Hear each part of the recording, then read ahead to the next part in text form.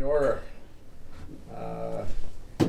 Yeah, we got a big agenda. I apologize up front because I have a million questions. I don't know how you guys are, but this doesn't even include the budget.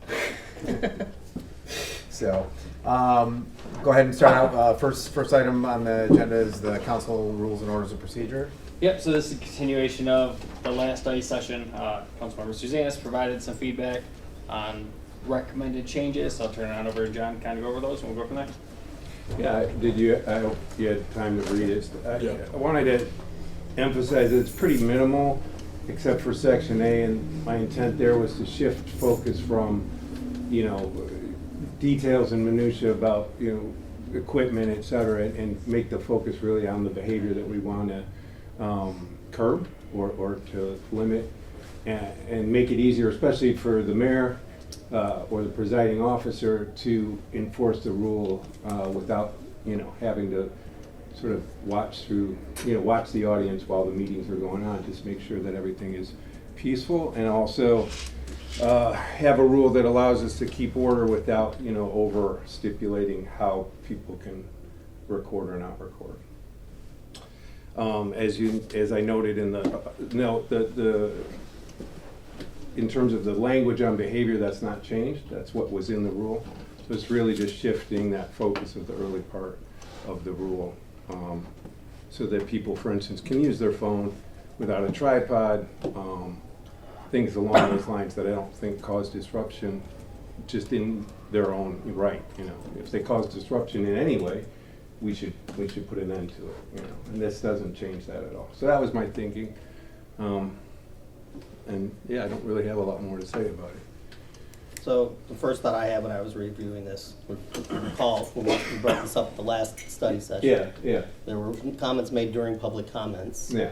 Where people articulated that they felt intimidated by the use of these devices during council meetings. Right. And I asked you to consider that when you were writing your recommendation. Yeah. Where is it?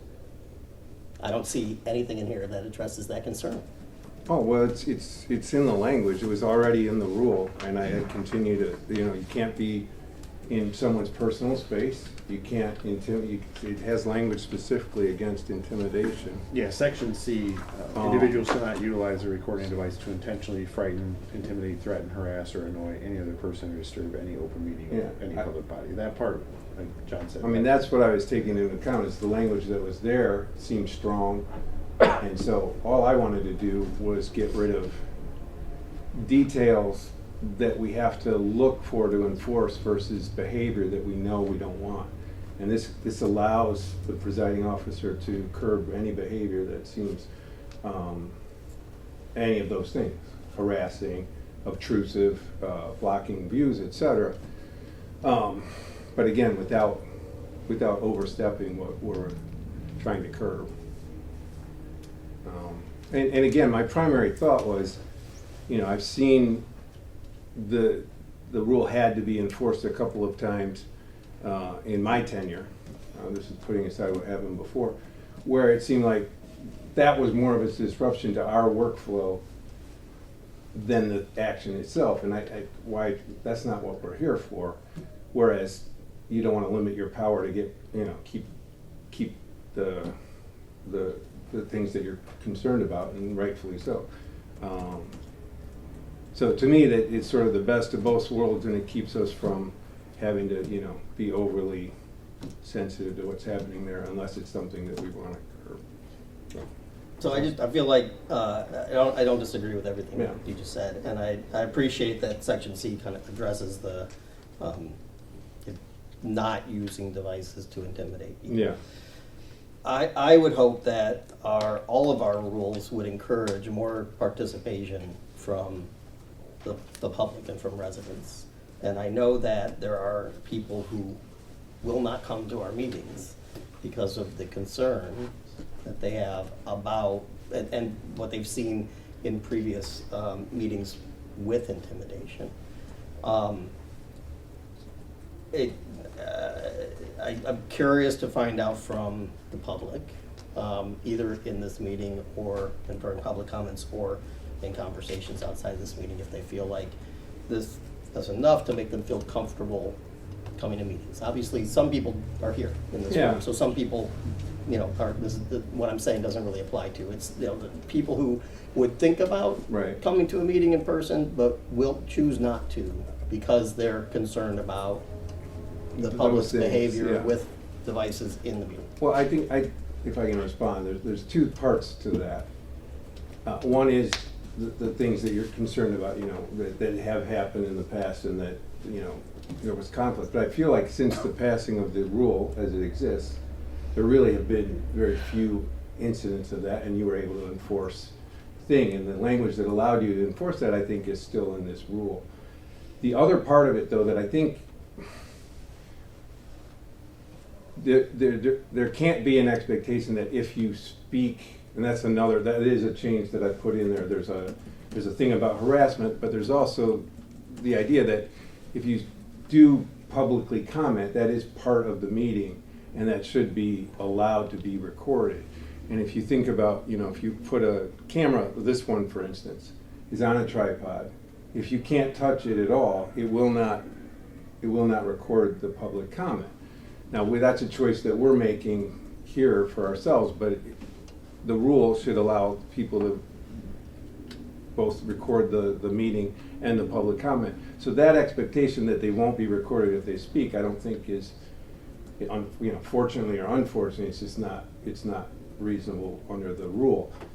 The other part, though, is, and so I think they're both retained with this, by allowing people, for instance, to change where they're pointing their camera, as long as they're only pointing it at people that are actually participating in the meeting, and they're not getting it, again, their personal space, which I would categorize as anything, you know, that way, behind the podium.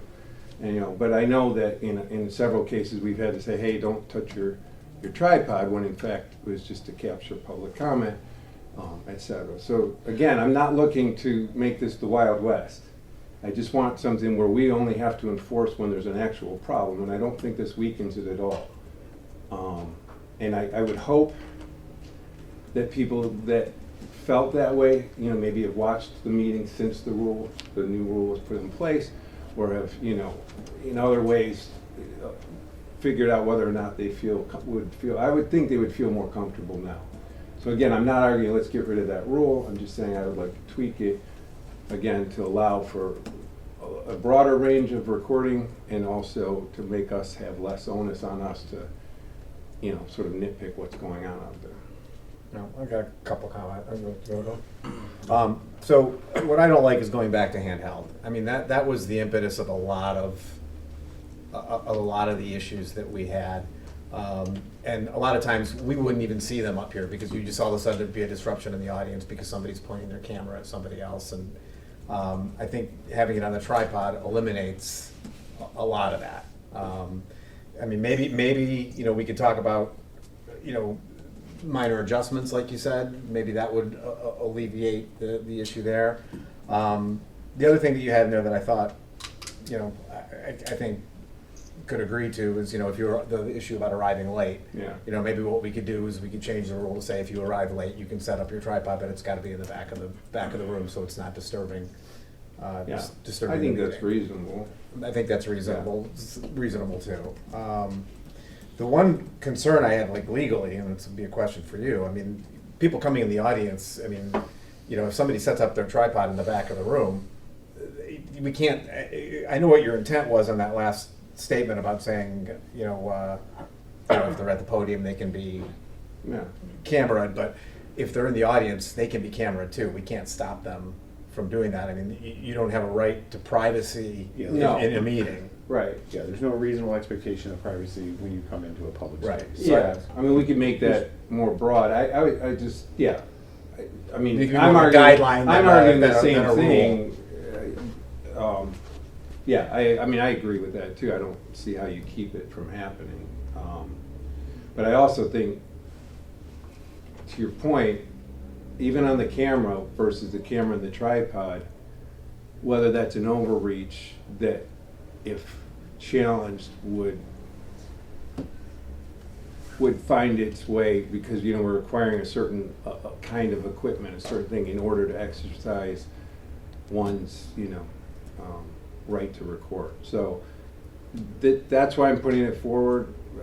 Obviously, the council's gonna decide, but I do think tripod's easier for somebody, but requiring it, to me, maybe feels like more than we can actually do, but that's my thought on that.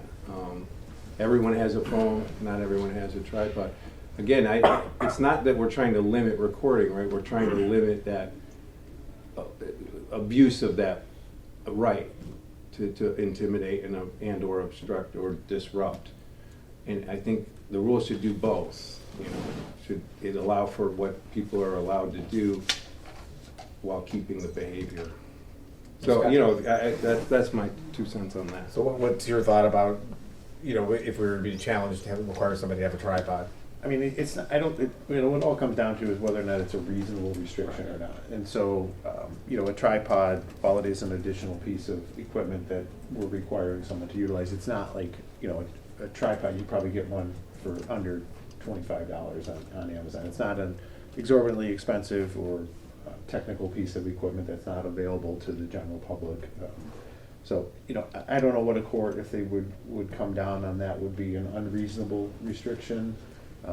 Personally, I don't think they would. I think it's, you know, again, the intent behind it is, you know, having them in an area that's going to minimize disruption. It's going to promote people that do desire to film public meetings to come earlier, to have their equipment set up prior to the meeting, so that, again, the objective behind these rules is to minimize the disruptions during these proceedings and other bodies as well. So, again, I don't think there's an issue as they were written. I also don't think there's any issues with the way that, you know, any legal issues from the way that John has presented the amendments to that. Let me just the throw addition of the statement. Sorry, I didn't. Oh, sorry. No, just No. taking advantage of the floor while I got it. You know, the addition of the statement that public, you know, basically an understanding that, you know, they don't have a reasonable expectation of privacy when they come, especially to speak during a public event. I see no issues with that. I think that's a good addition.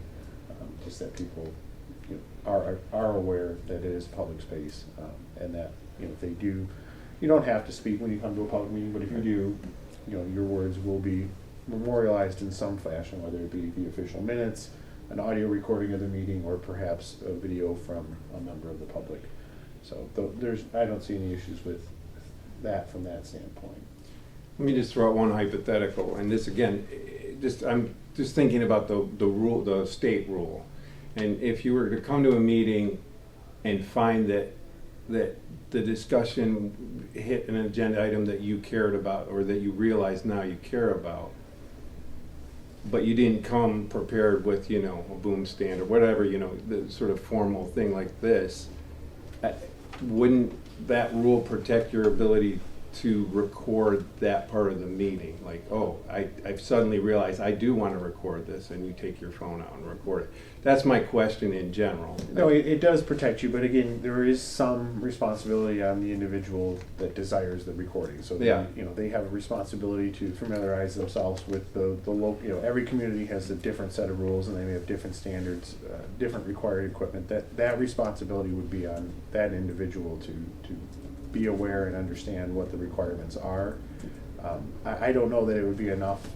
All right. For a judge. Well, to again, say, I'm not really I trying to understand. get us Right. into court here. No, I'm no, just trying to like fulfill both the you know, the idea behind the rule, which is to allow people to record if they so desire, without having the chaos and you know, that we witnessed. And so that's the line I'm trying to Yeah, no, I understand. to walk.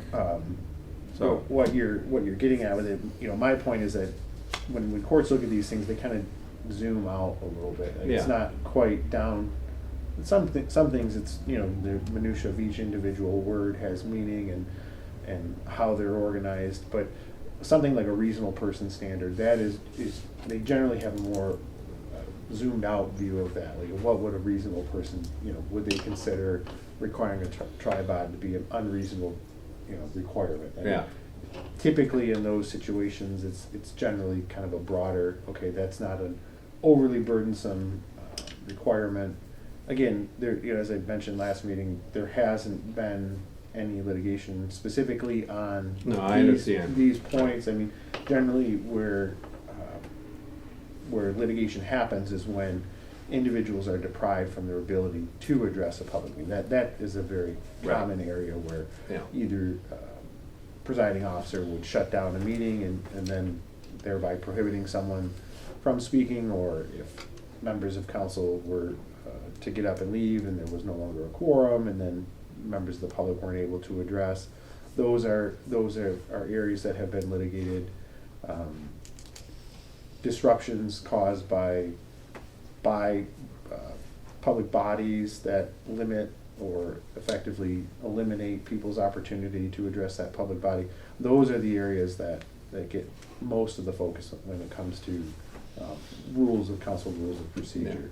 So this is, again, I'm not trying to say that it's not that important or it's trivial, but generally they look at these things from kind of a broader perspective when it comes to reasonableness.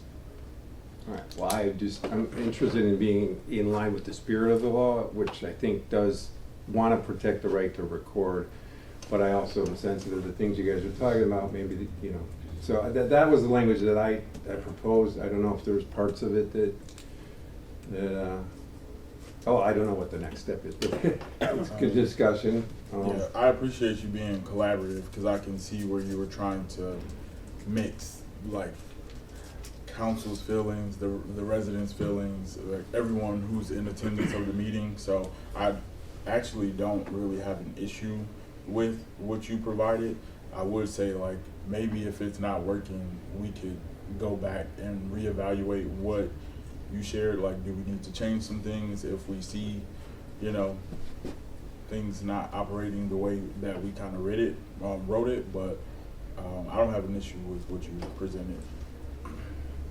Yeah, I agree. I mean, even with the handheld thing, I feel like we can allow handheld use of phones until it becomes a problem. Right? It was a problem. That's why it was restricted to tripods. Right. It's eased up, and I think there's more clarity about the rules and the expectation of decorum, Right. Both by the public and the council. So, Well, and the rule also empowered the council to enforce limitation based on that disruption, which they didn't have before that time. So, Well, and I think the fact that we're recording the meetings now too is probably eliminated. it makes a big difference. Makes a big sure, difference yeah. as well. yep. Can you repeat what you said about if they come late? Yeah, so back?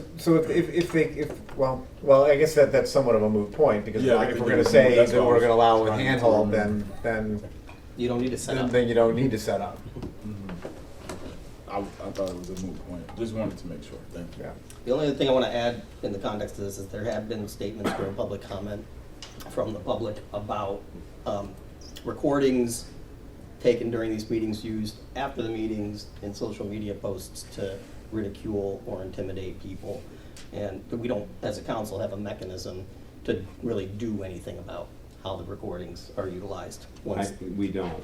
And, I mean, It's a concern that people have expressed, so I want to call attention to it, but I feel like there's nothing we can do. yeah, I mean, But that can happen even with the existing rules that we have right right, now. and Absolutely. also I Still, wish, like a I YouTube wish video that and- some political body, ours or a different one, did have the ability to police social media behavior, because I think there's none, and it's not good for anybody, and,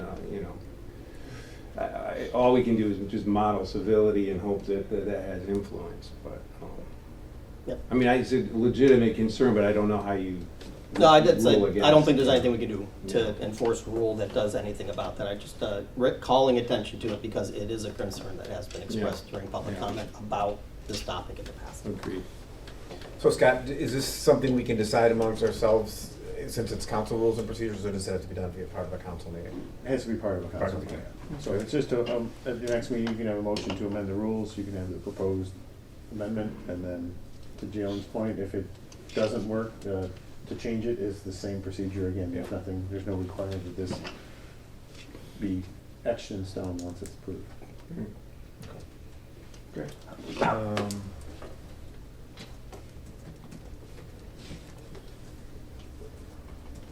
Okay, yep. Anything else? Appreciate it. Thanks, John. Thank you. Okay, we will move on next to city administrator evaluation. Yep, so during the last study session, it was requested that council submit some feedback for the template for the city administrator evaluation. Based on the feedback that we received, we're kind of leaning more towards that ICMA template. So now it's kind of up to you guys if we want to edit it some more, or what you guys want the next steps to be. Yeah, well, we didn't get any feedback. Well- The only feedback was mine. Well, I apologize for that. That is a to-do item that I completely blanked on. And then while I was looking at this, I thought that was the form that I would be offering feedback on, and I realized, no, this is the feedback form. I have a few comments. I don't know if it's too late for that. But No, it's not too late. We can talk. I just made some comments on here that Mike integrated, and they were basically just adding a comment section after each section, because sometimes you want to make comments about the specific topic, and then putting some verbiage in there that if for some reason one of these scoring areas doesn't make sense and that for that particular evaluation period, to make sure you adjust the denominator in the score. One thing I did notice, Mike, on page 19, where it says please write legibly, can we change that to please electronically submit? Because if I'm gonna have to aggregate these things, I don't want to have to retype what people are writing. Yeah, and then there was I think there were 4 comment sections at the end, and I asked to have it reduced to 2 because I think they were a little duplicative. But I have a question. Oh, go ahead. No, I was thinking, just because I do these for work, and I'm wondering, is there a way we could maybe like put these questions into like a Google Doc or something where Yes. it's not as like tedious? I think it would be like less tedious if it was in some kind of Google Doc or something where I can just click next for each one. It's because I feel like I want to print this off, and I think I know what Mike's gonna say. What you gonna say? Do you want to make it? I'd say No. I'd say we can do it. My thinking is just the longevity of this form. Naturally, the Google Doc will have to recreate it every single time. But you can make this a fillable PDF really easy. I think I that's think if you use, one benefit I see of using Google is that it'll allow you to populate a spreadsheet automatically, which then can be utilized for comparison year over year. Right. So there's benefit to that, and you can reuse Google Forms. I mean, you don't it have just to. matters who creates it. That's the thing. For example, if I create it, make sure you get a Oh. Google account. It's tied to me. That's It's in the Or, I leave here. You know, they I'll- have in the this national for tab. Microsoft. I mean, Yeah, it's so- not. It doesn't have to be Google. Yeah, just- I'm saying I can just see if figure out there's a different form, form. a digital form, but no matter what, the entire point was for you guys to type it out or check boxes, whether it be fillable Right. PDF or something else. So, my question was about scoring in general, and it looks like it. I mean, correct me if I'm wrong, but so there's 5 points for each of, or not 5 points. There's a scoring for each of these, and they all add up, and there's an accumulated. Is that right? I mean, each Trying to each remember. Like section each is section- worth the same amount. Each section has 5 points. Right. And they all are all equal. If, to Bruce's point, there's a section that isn't applicable in a marking period, then you put You not could change that, applicable, the yeah. denominator changes from 5 to 4 or 3 or whatever. And, But yeah. they are all equal. I don't know that, I think in terms of the measurement from Yeah. a scoring perspective, Yeah. they're all kind of equal.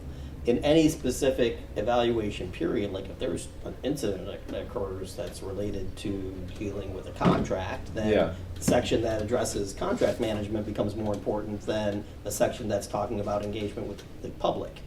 And if there's an incident involving the public, then it flips. Like, Well, how does that reflect? I mean, so that's where I think the optional optional comments come in, right? Then you add information or statements in the comments that says, I think this section is more important this year because of this incident, and here's, my score of reasons that impacted my scoring of this section for this evaluation period. Right, and that's why I wanted to put comments after each one, because to me, an evaluation is not about the score. Right. It's about the feedback. Right. And so that gives people an opportunity to give feedback at each section in addition to the score. Yeah. Or why they did the score a certain way, or to your point, if, one section is more important, in a given evaluation period, you can talk about it there. So, just because I haven't been through this before, I mean, especially like on a one-on-one evaluation, I can see you, right, you're gonna emphasize the things that are most important that year, et cetera.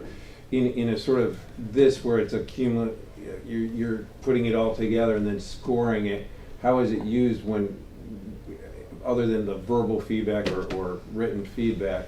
Because I'm sorry, but I thought you said that it had to do with potential for bonus, et cetera. That's how it's written in my contract. Yeah. But typically for managers, this type of thing, like you would do that, Bruce would take it all, compile it, and then there would kind of be two portions. There would be most likely a closed session during a regular meeting where that's where we kind of have our little 5-minute Right. conversation and go from there. Sure. And then the public portion where it's essentially Bruce is keeping it an ideal world for a manager. Bruce keeps it really simple. It's like a 2-sentence or a score, and then you guys accept that, and at least in my terms for my contract, you guys adjust Okay. my salary bonus. But That that's makes what the- perfect sense. And if that's the process, then my thoughts for us is that we talk about the relative importance of sections as we're going through this. Because I mean, just in a normal world where there isn't like some inciting incident, you would think fiscal management is more important than some of the other ones. And that's all. So I was just responding to this where they all sort of look equal and equally scored. But if it's more conversational and we're able to convey what we want to convey, then I think that's good. So Something to keep in mind. It's a great point. So what's the mechanism for us to have that public conversation before we get to presenting the city administrator with the evaluation? Does it happen Do we during have study that session? the document, remember when we created the document of his tiers of the bonus? Or Oh, is I it just don't- in his? It's in his contract, Just isn't in it? his contract. yeah, I feel that- like we created it during study session though. Well, you did, that was part of drafting the contract, especially that initial, where you were identifying the performance goals that were gonna be used to target whether or not he achieved those goals. So that, I feel like it might need to be somewhere. that might, in for here. specific to Mike and his contract, the way it's set up, that might be an area that annually you'll want to identify performance objectives for him, so that he knows what, for the next year, what he has to work on to achieve his bonus component of his salary. So is that then integrated into this, or do we need to specifically have sections on It's a that? 2-step process. One is defining the objectives, which would Right. not be part of this. Right, Then correct. the second thing would be managing performance against the objectives, which would Right. include this. Right. I guess I'm going backwards. I'm assuming in getting ready for this year's evaluation, there's already goals for I mean, I get what you're 2026. saying, Yeah. but I don't think, like for the actual contract, we didn't update those goals. It Oh. was just. No, No, they were in the initial contract. Well, I don't think we ever We touched never them. changed them. Yeah. So that needs to happen for sure. Yeah, and correct me if I'm wrong, you guys, who've been here. In the past, I don't think we've done a 2-step phase. I think it was just a discussion at a council meeting because the city manager didn't request a closed session, or did we? I can't remember. It is an option, it's one of It's an the option. reasons you can go into closed session for employee evaluations, but it has to be at the request of the employee. So historically, most administrators have done those evaluations during a study session, but it's in a public, Right. so it's not a closed session. So it is, Mike has that right, if he chooses to elect a closed session, which would have to be done during a regular council meeting. My recommendation would be to make the performance goals part of the review process, maybe just add another category where people can suggest performance goals for the upcoming year, and then that can be, compiled and discussed and made a part of, part of his evaluation is also setting his goals for the next year. Just as a point of order then, or whatever, how are we gonna do it this year? Right. Yeah, do we have his objective, or his contract objectives for bonus? I do you have them up there? I don't remember I what they wasn't were. here when you would have reset them for last Right. year, but You were here when we did it the initially. initial ones, yeah. But we haven't. Those were, I don't have them in front of me, but it was staff retention, his. They're very generalized. I mean, if they're general, can we just use those and then? But I think. You can, but again, the idea of, and the idea with forgot Mike to say this specific, bylaws. sorry, Jim, the idea with Mike was, we were in a position where the city was limited in what they could financially offer on a, you know, an annual basis to attract Right. talent. So, in a creative effort was adding these performance bonuses. The initial year, we didn't know much about Mike. We kind of knew the big problems in the city where we had a lot of turnover. We had a lot with staff and then with the administrators, and so that was kind of the focus. But you know, the intent behind that was, it was something that, and you don't want to make them unachievable for Right. him, but you want them to be targeted to issues that are relevant to that time frame. So, you know, I don't I know one but, of them you was know, like has to attend like 2 events in the Two city. city events. yeah, stuff like that. So those, you know, they are, some of them are pretty low hanging fruit, but other ones were, you know, could have been tied to budget. Yeah, so those were the generalized ones in the contract. So I understand what you're saying, that ideally we would update them every year to reflect our priorities for that year, but I'm just saying for the year that's about to end, it sounds like we don't have special, would we just use We these just have to use again? the same Yeah, ones. it'd be the same criteria, but, Yeah. you know, again, like, you don't have the specific metrics that you would have worked into that first, it sounds like you Right. don't have the specific metrics that you worked into that first one. Right, I see, you're right, but, yeah, so. Yeah, so Mike, can you add to the evaluation, like a section for next year's performance goals? And that way we'll know to do them. This year, but okay. Yeah. Yeah. All right. Right, we gotta start somewhere. Yeah. Okay. Okay, anything else on this? I just wanted to bring this up because it was brought up by the public last time. This doesn't really apply this year, I don't think, and I don't want to use the term loosely, or I do want to use it loosely, not specifically. But that idea of feedback from staff, et cetera, is that something we want to look at for the future? Only because we see Mike X amount of times a month, but we don't, you know. Is that something that anyway, somebody had brought that up, you know, they use the 360, which is a pretty formal and Do you use that- administratively heavy way to do it, but there are other ways to get a little bit of feedback, you know, from staff, et cetera, anonymously. Do we do 360 feedback? 'Cause I know we did at one point. Not necessarily. In my tenure, We but- might implement it again this year. I've changed the way we do feedback to compile them all to just July, because one, it's too hard to remember when everyone's anniversary date is. But it's something I'm looking at for July this year when I do it once. And then would that then be something that you could share with council, or how would that For work? the individual employees, no. To me, Okay. that's personal No, file. I think John's talking more No. about employee feedback Oh, for you. gotcha. Yeah, we're not, right. It's not a big point with me, it was brought up, I do think it has value. The value I found, and I think I've said this when we were talking about job interviews too, but the value I found for, when I went through 360, the biggest thing was for the employee themselves. In my case, me, you know, it was good to hear that, but also for the others. So if that's something you're doing, I think it's valuable, but again. And one- It would have to be through whoever's doing HR. So, Right.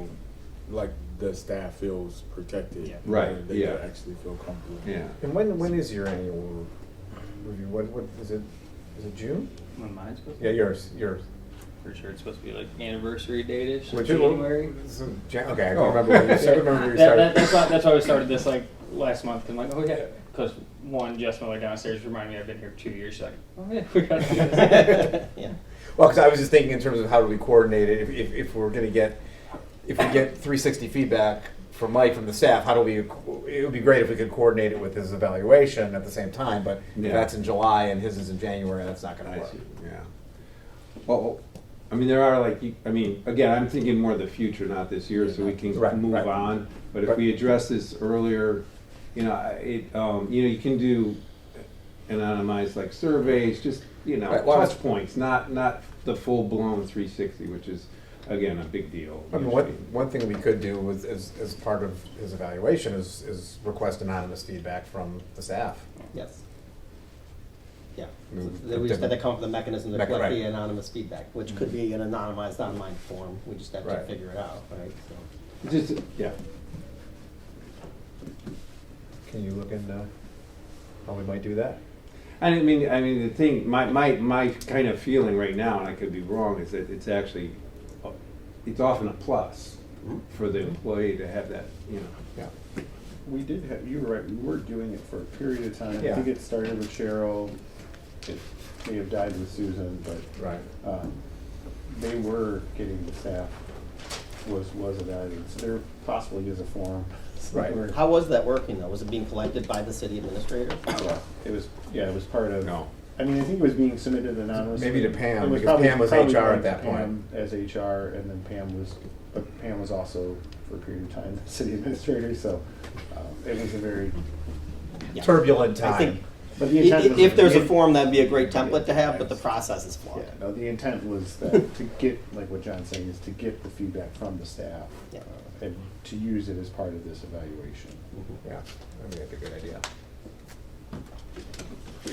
Okay, anything else? I like the form as it is. It's well laid out. I didn't have any feedback at the content. Content looks great. Okay, let's get to the fun stuff. Yeah, so as council aware, there's a good chance I'm missing the next meeting or the next couple, so I just want to get ahead of things so we can hopefully have a smooth next month or so when we go into budget season. So as you guys know, with heavily failing, we're in kind of creative mode for this upcoming year's budget.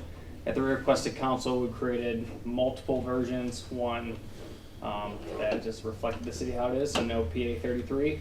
While going through the budget, we realized, hey, if we want to keep any semblance of current offerings the city can, we're gonna have to have some sort of PA 33. So in the draft budget, there's the option for naturally no PA 33, 0.5, 1, and 1.5.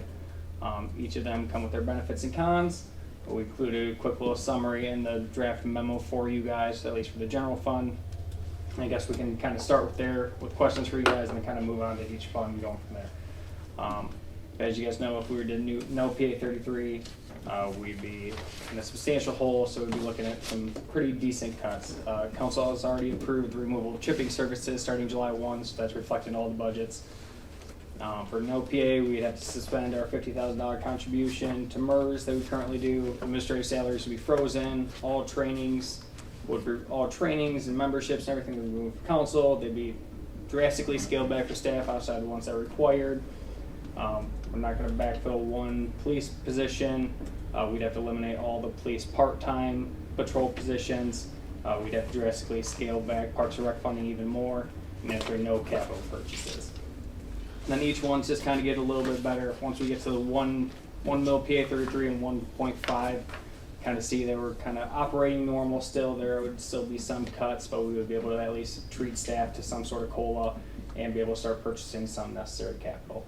And with every recommendation that comes with PA 33, our recommendation would also be to lower the road millage from the 3.907 to 2.907. There's enough fund balance in that fund to cover it for a year or two, the extra that we need. So that'd be a good way to kind of backstop that. And after that, a lot could change this next year depending how the library millage goes and things like that. Yeah, so let me step back just because if people are watching the recording. The PA 33 is what we had initiated last year on an interim basis of 2 mils to get us through the year until we had the Headley vote. So it's where the council can actually assess a millage on the residents. So we did that last year. That went away. So in actuality, the taxes will be 2 mils less than they were last year right now. And then with the 2 options that Mike mentioned, doing a 0.5 mil PA or a 1 mil PA, we can offset that with a reduction in the road millage. So essentially what happens there is that it would be net. So let's say we did a 1 mil PA, and then we lowered the road millage by 1 mil. The net effect to the residents is they would see no difference in their taxes, but it allows us to take money from a different bucket to help with the shortage that we have in the budget. So, And that applies to the 0.5. That's the amount more or less that the road fund would cover. the road Up to millage, 1. we can do 1, so Okay. we can drop it from 3.9 to 2.9, Got it. and then raise the PA by 1, and so it's in net neutral. Got it, yep. Yeah. Okay. All right, so starting with the general fund, what questions do you guys have? I actually wanted to start with the memo, as I had a question Okay. about the the contribution to the retiree health funding Yep. vehicle. So, like, what are our legal obligations? This is an optional contribution the city does every single year. So I believe last year we were at so naturally this is part of our pension funding and retirement funding. Per the state, we're at 76 or 77% funded. Are you talking OPEB or pension? You're talking OPEB, right? Yeah, This is OPEB. yes. Yeah. Yeah. Retiree health funding vehicle. Yeah, so this one's actually lower. So Yeah. the state has a minimum requirement that you have to be before you start getting in trouble. We're above that percentage threshold. So if we don't contribute this, we're just pay as you go. So every time we get a bill, we pay it. By doing this extra $50,000 every single year, we start chipping away at our unfunded balance. Do you know the percentage threshold? Not off the top of my head, no. So- Because so if we- I mix up retiree health funding and retirement all the time. Yeah. So if we suspend or reduce our contribution, then do we run the risk of not, of falling behind the state mandated threshold? Over the next year, I don't believe so. So for 1 year, we I could do it and believe- get yeah, away I with believe- it. I believe but- 1 or 2 I think will be good, because we do pay as we go, so we do still contribute. This is just extra contributions every single year. This is one of those things similar to the majority of municipalities in Michigan. Very rarely is someone 100% funded, but this is something we do have to pay for. We have to pay for our retiree health.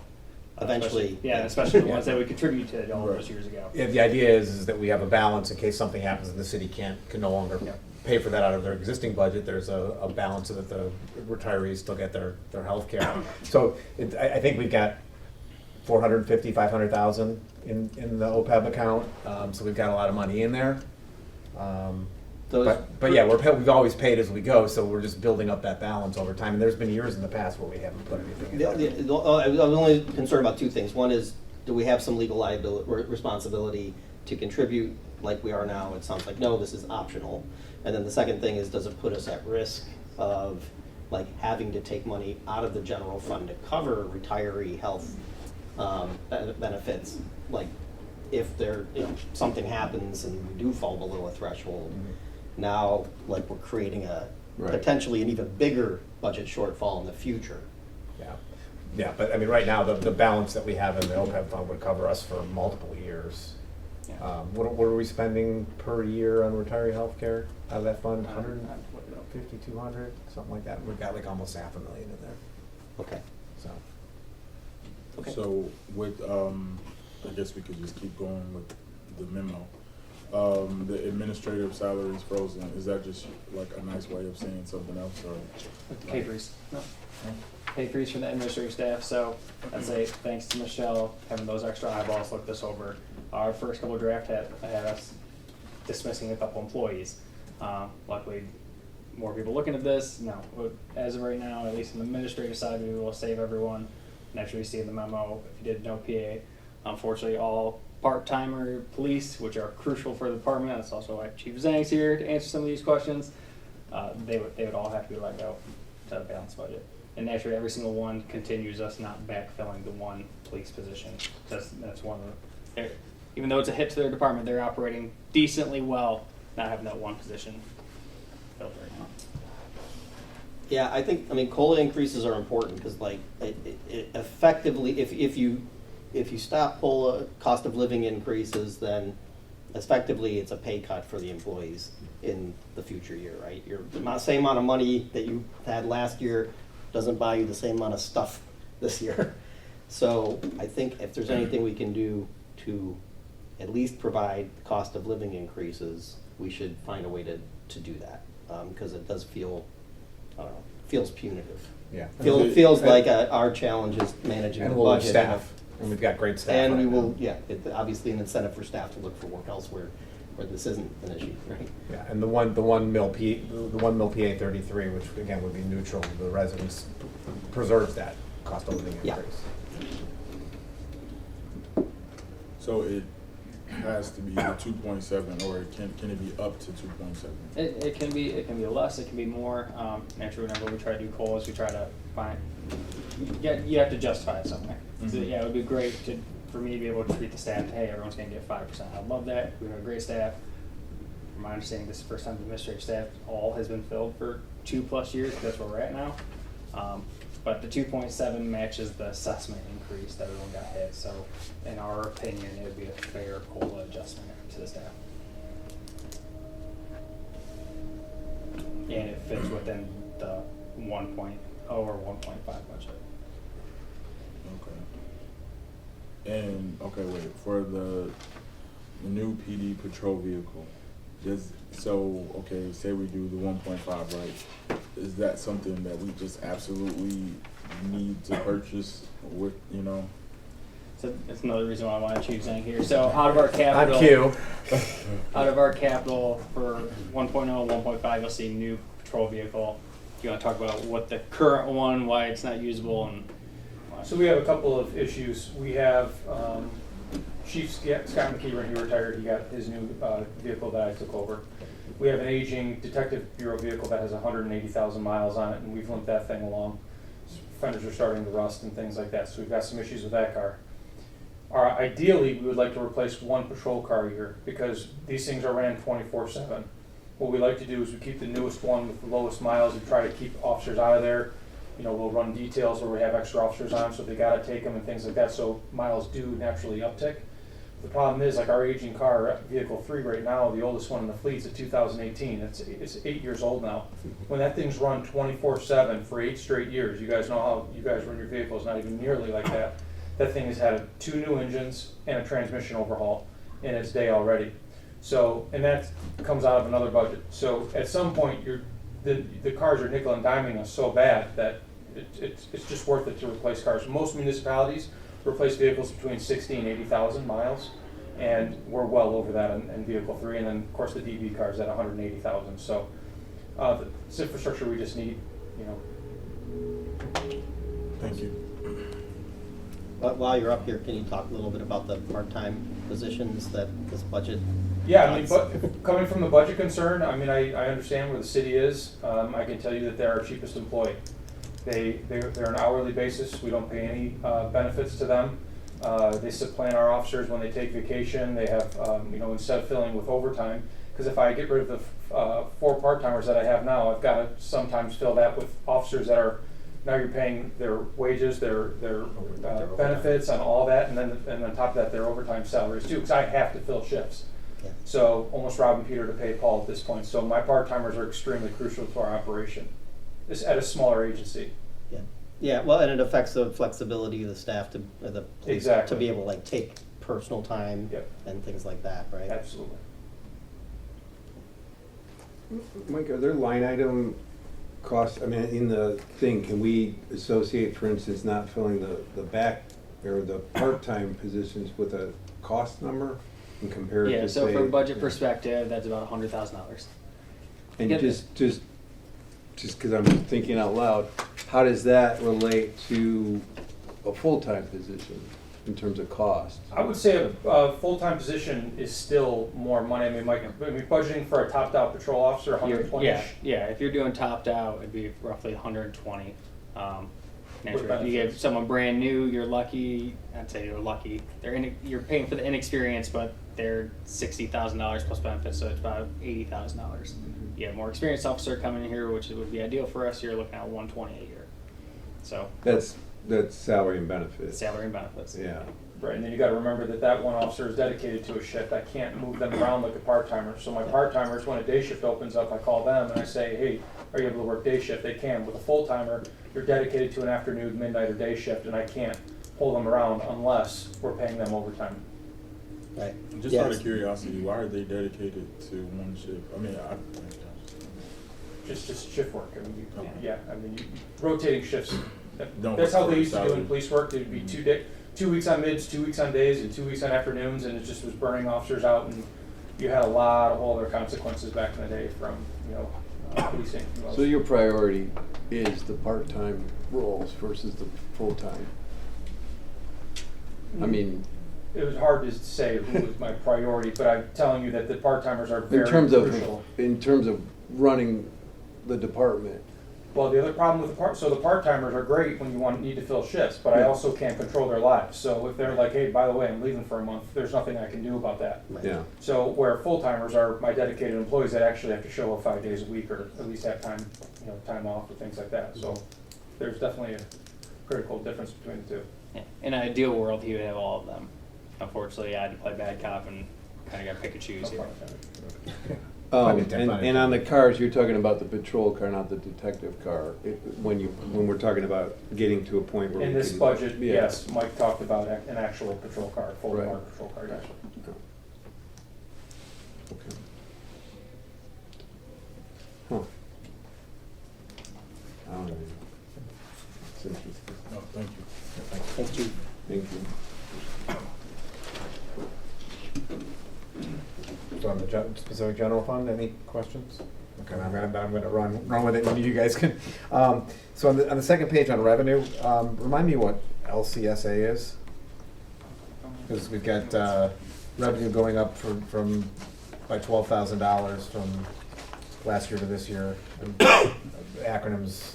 Is this, are we, like, if we're on our computer and you're on paper, No, is it's it the same? different. Okay. Yeah, I think it should be page 28. I reprinted mine because I'm old and I can't see that small print, so my pages are off a little bit. I see it Page here. 2 of the spreadsheet. Yeah, it's page 2 in the spreadsheet. It's Which is about halfway down. Yeah. What's the, Oh, okay. LCSA revenue.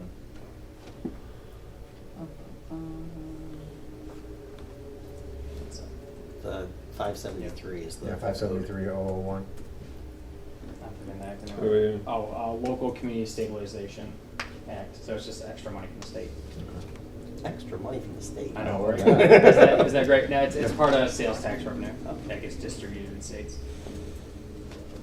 The money you had in for BSNA and technology, Yep. that's not the cloud system. And where do we stand on that? Because aren't we getting close to the point where we're We- gonna have to go to the cloud? Yes, we have a feeling it's gonna come probably within the next 2 years where BSNA says they will no longer support .NET.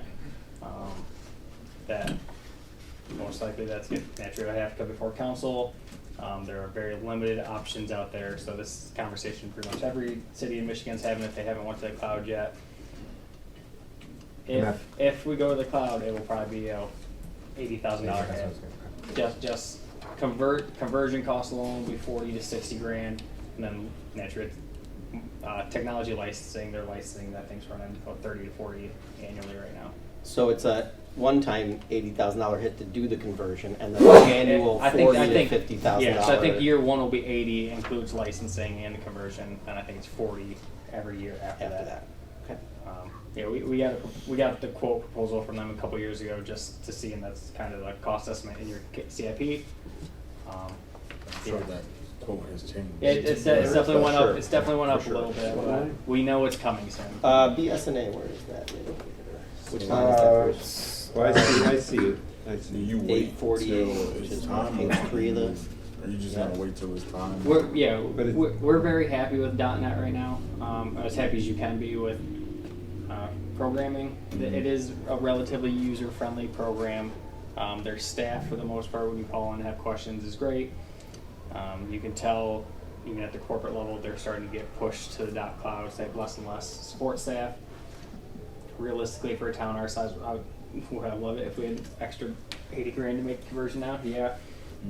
It's not. It's just not realistic for us. So I think it's going to be really wait till they give us that drop dead date and see what we come up with. Maybe we'll get lucky and the state will realize this is an issue for everyone, and they'll have some grants out there, but that's highly unlikely. So we're just kind of hanging out right now. So this number for next year, 85,500, does not include. Nope, that's just all our current Yep. IT stuff. Okay. Noticed across the board, telephone expenditures were way down. Is that because of the new system? Yep. Excellent. And then planning and consulting fees like plummeted, which is good. But is that because of Austin doing the? It's portions. So planning and consulting fees a little bit because Austin's doing the majority of the legwork. But budgeting purposes, we always budget a little low because the majority of their fees are offset with any additional revenue. So if we do have additional fees throughout the year, it'll just get offset with additional revenue increase. So. All right, and then just below the where government services started under employee taxes and benefits, so 703,000. Okay. Our current budget here shows a credit of 66,000. Is that right?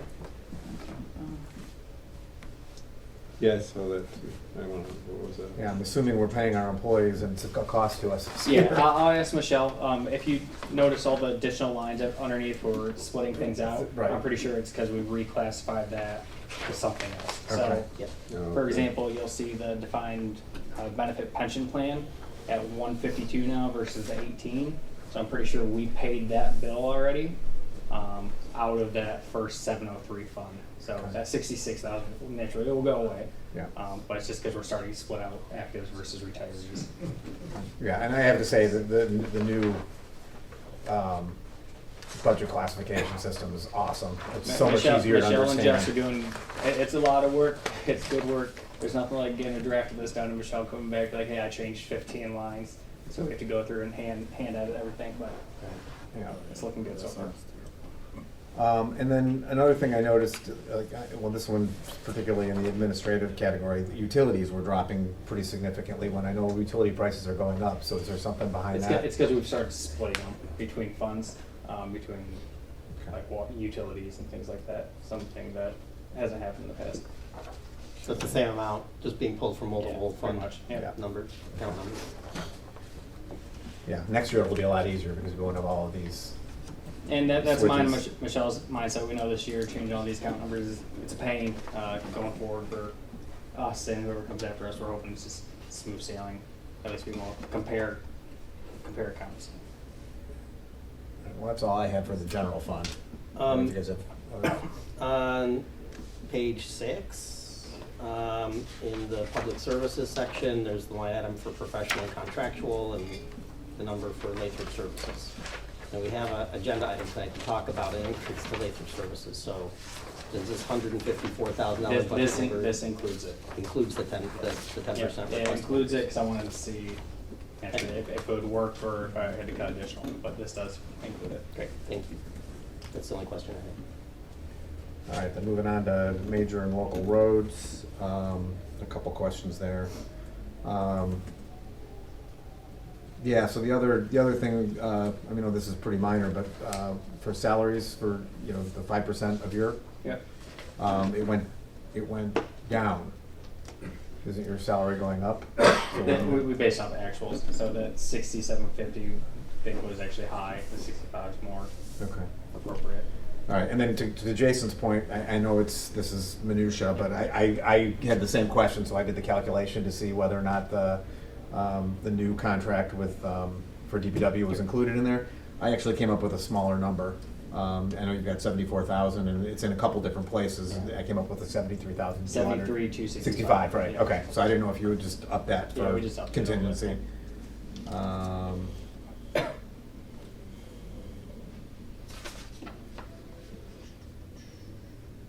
Yep, and roads, this is probably our easiest budget to work with this year.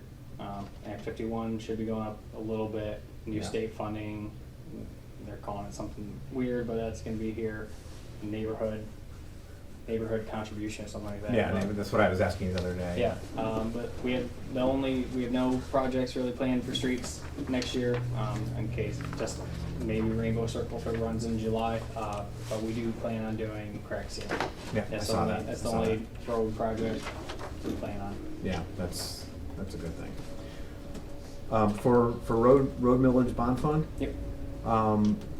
so you've got, under road bond, debt taxes, you've got those 3 lines in red, or the 5 lines in red, but actually 3 of them are only for, next fiscal year. Yeah. The first one shows, DDA capture. Is there DDA capture out of the road money? Yep. The road bond? Yep. Okay, so then why, so that's actually a surprise, but then why isn't it in the subsequent 2 lines? She does it in the first line, and then we don't include that portion. We just do the math and type it out.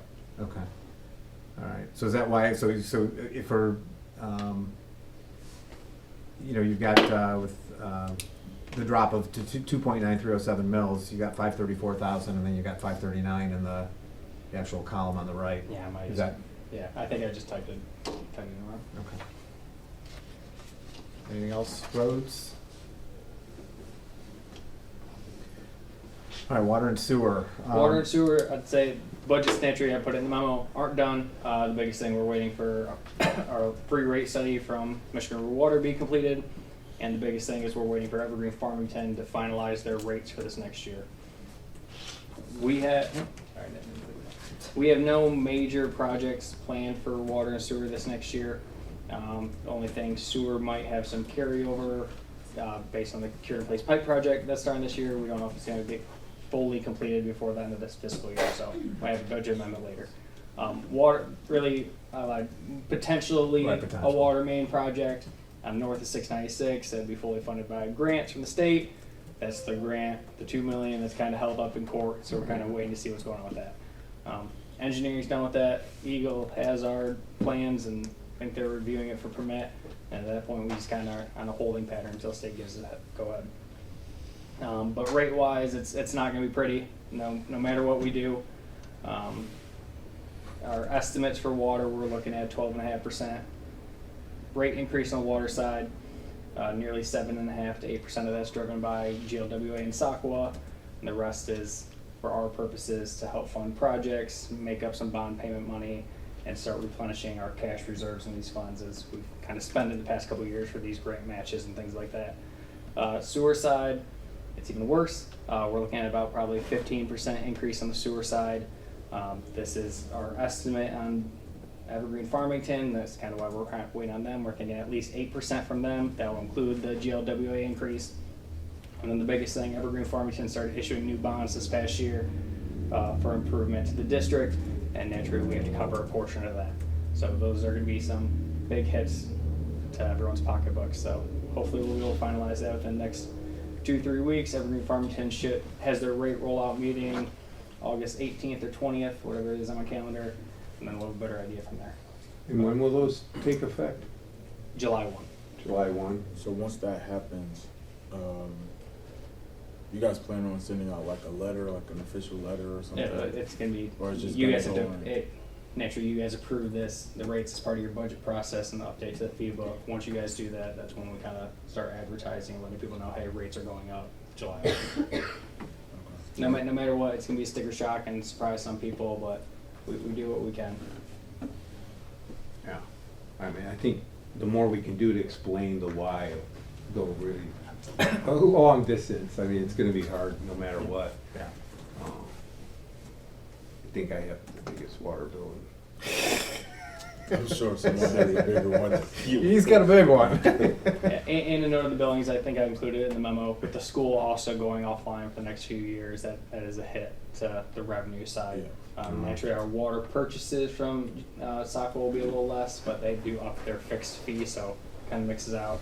Evergreen Farmington is essentially a flat fee based off usage over like a 5-year period, so. Oh, so it doesn't change at all. It's not, sewer's not gonna change at all. Just because they're not using it, because Yeah. the school's closed, isn't going Right. to change it at all. So the question I had on, across the water and sewer budget was, did we account for, when we talked about water revenue, sewer revenue, did we account for the fact that we're gonna get about 25 grand less from them? We have started accounting for that, yeah. Okay. Yeah, but, and one thing with rates, like I said, we're working that rate study with Michigan Rural Water. One thing we're gonna, hopefully, if it's approved by council this next year, is make rates, in my opinion, Right. simpler for the residents. As you guys know, we have our flat fee, then we do 4 units included in that, then we start charging. As staff, we would like to switch it to what we call a ready to serve, so you're gonna have your flat portion, and that's just a per unit basis. So get rid of the 4 unit minimum. It's very confusing, one, even for staff, but trying to explain to residents when they get a 2 unit bill and they're like, why am I getting charged 4? So we're gonna hopefully clean that up. That doesn't mean people's bills are gonna be less naturally, it just kind of shifts how it functions and makes it a little easier long term. But hopefully we'll have those finalized in the next month or so and go from there. The memo, the water portion mentions that the $10.70 monthly surcharge doesn't cover all the bond expenses. Correct. But we're still planning to include that charge in Yeah, the so bills, the right? plan with the Ready Serve, or plan with the water bills, that will stay its own separate thing. That's what was, I'm saying, that's what was promised to the residents when this is listed. You're gonna have standalone 1070, that's gonna be what you see as your portion contributing to the bonds. So essentially, your bills are gonna essentially read, Ready Serve, usage, meter, we're Fee charge. gonna actually probably roll the meter charge into the Ready Serve. Right. But, so, Ready Serve, usage, capital improvement bond. and that will stay 1070 every time. Yeah, and the reason why it's not covering it is when we did the infrastructure project, so traditionally, part of the water bill, there were three components that went into the rate: the actual water usage, the water usage, capital, and operations. And when we did the calculation to come up with the 1070, that revenue that would come up with the 1070 was going to be combined with the capital component that was pulled in. And what ended up happening is we've now been using that capital component for other projects. So we're not pulling in enough money for based on just the 1070 alone. But the budget doesn't anticipate an increase in the surcharge. It's planned to stay at $10.70. Yeah, we're not gonna touch that. Yeah. I did see one mistake here on the sewer department revenue Okay. in the middle where you have billing services. And it says postage for water bills. You've got 118,880, and that should be 11,880. Good catch. Do you know the line number? Can you tell me the number? It is 902,000 billing services. That's a big typo. No. It'll make things look prettier, but. Oh, that's just the notes. Yeah. So it doesn't affect the totals.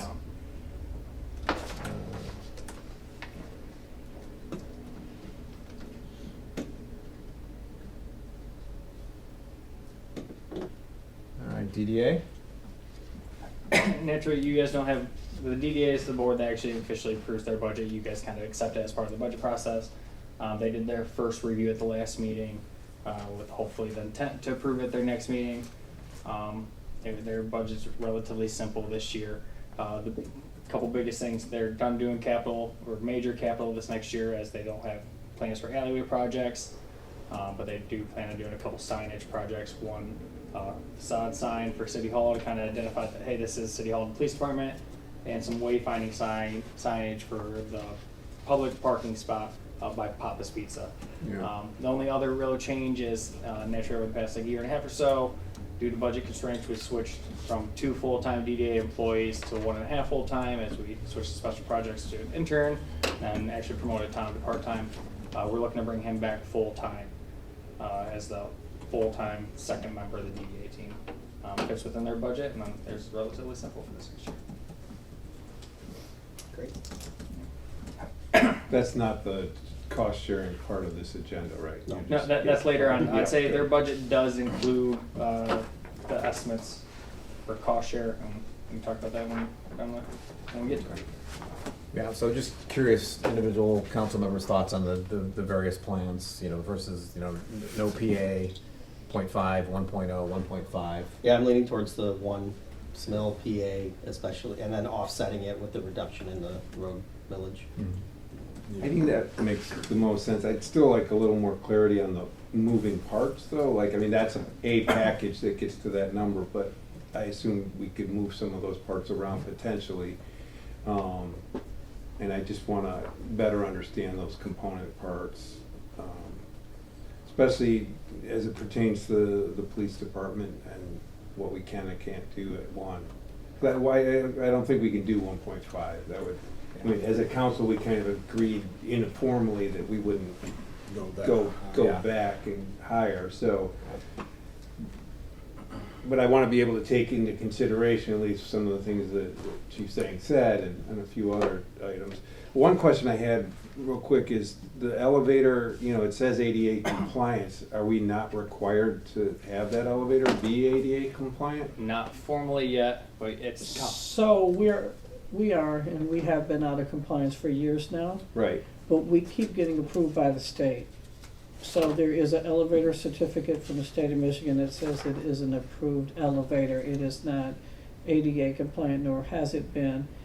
What's the issue? I'm just To curious. make it ADA compliant, they're basically gonna cut where the buttons are much lower, but when they put something new in, it would cost us quite a significant amount to just put in some lower buttons, they won't do it that way. So they want to redo the whole panel, but then we also don't have a communication device. So they want to make sure if someone gets stuck in the elevator, there is some type of a communication device, which we also don't have. Can we tape a cell phone in there? And Stick to push the buttons and fire out. well, there's someone that got stuck in there for 2 hours Yeah. who does not think it was that fun in there, Yeah, but I'm sure it wasn't. the thing about that is to get it ADA and then to get the telephone put in and to get the renewed panel, it would be a waste of money to try to do one part, and they won't do the other part separately anyways. So we have it, Michael's looked at it, I've looked at it, and we're just waiting for the state to tell us yes or no if we're approved, and if they approve us, we are again just putting that and some other elevator items off. Yeah, just kicking down the can down the road like we do. It's like one of those things I think about. It's like open up a wall in your house. As soon as you do one thing, you realize, oh, nothing else is up to code. Now I have to fix all these. We do our inspections and we do our tests, and the tests are about $1,200 a year, and our inspections come every month. So we are at least having it inspected, and we're doing our weight tests like we're supposed to. And with our elevator, it is kind of sole source elevator provider Right. too. So we were kind of stuck. Yeah. Any of you that have been in commercial buildings, you essentially either have a Cone or Otis Yeah. or whatever company they bought. That's the only people that will service those elevators, and Cone's ours. I guess so you're saying at any moment, we could be told we're not in compliance. Yes. So how does the budget account for that? And that's why in 1.5 I included it, because Okay. we have a feeling it's coming, but I can't make it really work in 1.0. So let's And say if we it comes, do, it yeah. comes out of general fund and And we then do a it budget comes out of amendment. general Yep. So fund. so say you guys do 1.0, we roll with it, and honestly, you treat it like the roof this year. Question. Yeah. We see where we're at, we get the notice from the state, and see if you guys approve it. So with the other two, 0.5 and no PA 33, we talked about suspending the RHFV. Can you technically do that if we do the 1.0? I have it suspended in 1.0 too. You do? Yep. Oh. Yeah, the only one I have contributing some is 1.5, and I scaled that back to 25,000 instead of normal 50,000. Okay. Yeah, so to go back to what we were saying, I agree with you, John. I mean, it would be really hard for me personally to vote for anything more than the 1-1 offset, because, you know, we put it out to the residents and they said no. And even with the 1-1 offset, they're still gonna be paying $2 mils less than what they paid last year. Right. But it's stopgap too, because we won't have that surplus a year Right. from now. Maybe next year, but Maybe. maybe not. Maybe. I mean, everything that we're looking at with these PA projects is bridge, right? Mhm. I mean, we're not trying to live off of it Right. forever. Well, I mean, and just to go back to the Headley, I mean, this is what we tried to tell the voters. Sure, Is that yeah. we have Here we are. a gap between necessary expenses and revenue, and that gap's not going away, and in fact, it's probably just gonna get worse. Because we're gonna go through another year of Headley reductions. Right. You know, who knows what the state's gonna do, I mean, they lowered our shared revenue this year, they may do it again next year to balance their budget, so I don't see things getting better. Yeah. I guess my point is the same, but it's slightly different focus, which is, that's our reality, right? So we have some little tricks we can play this year, but by next year, we're gonna have to be looking at a different kind of structural change if and nothing changes. I'd say you guys have already started that process by putting the library millage on the ballot. That's a massive Right. expense, so whether it passes or fails, realistically, we kind of know which way we're going with that. And then, in my opinion, this is kind of why tools like PA 33 exist for small cities like this. If push comes to shove and you guys see expenses that need to be covered, you have this tool that you can take year by year. I know it's terrible. I know councils don't like making this decision. That's why they exist. Yeah. You're seeing. I mean, all- that's one item. The other is we restructure to fit a non-PA budget. We Right, can't which do means- it which now. means It's cuts, too right. fast, but it's Right. cuts. That would be. Right. It's cuts. I mean, it's brutal, but Right.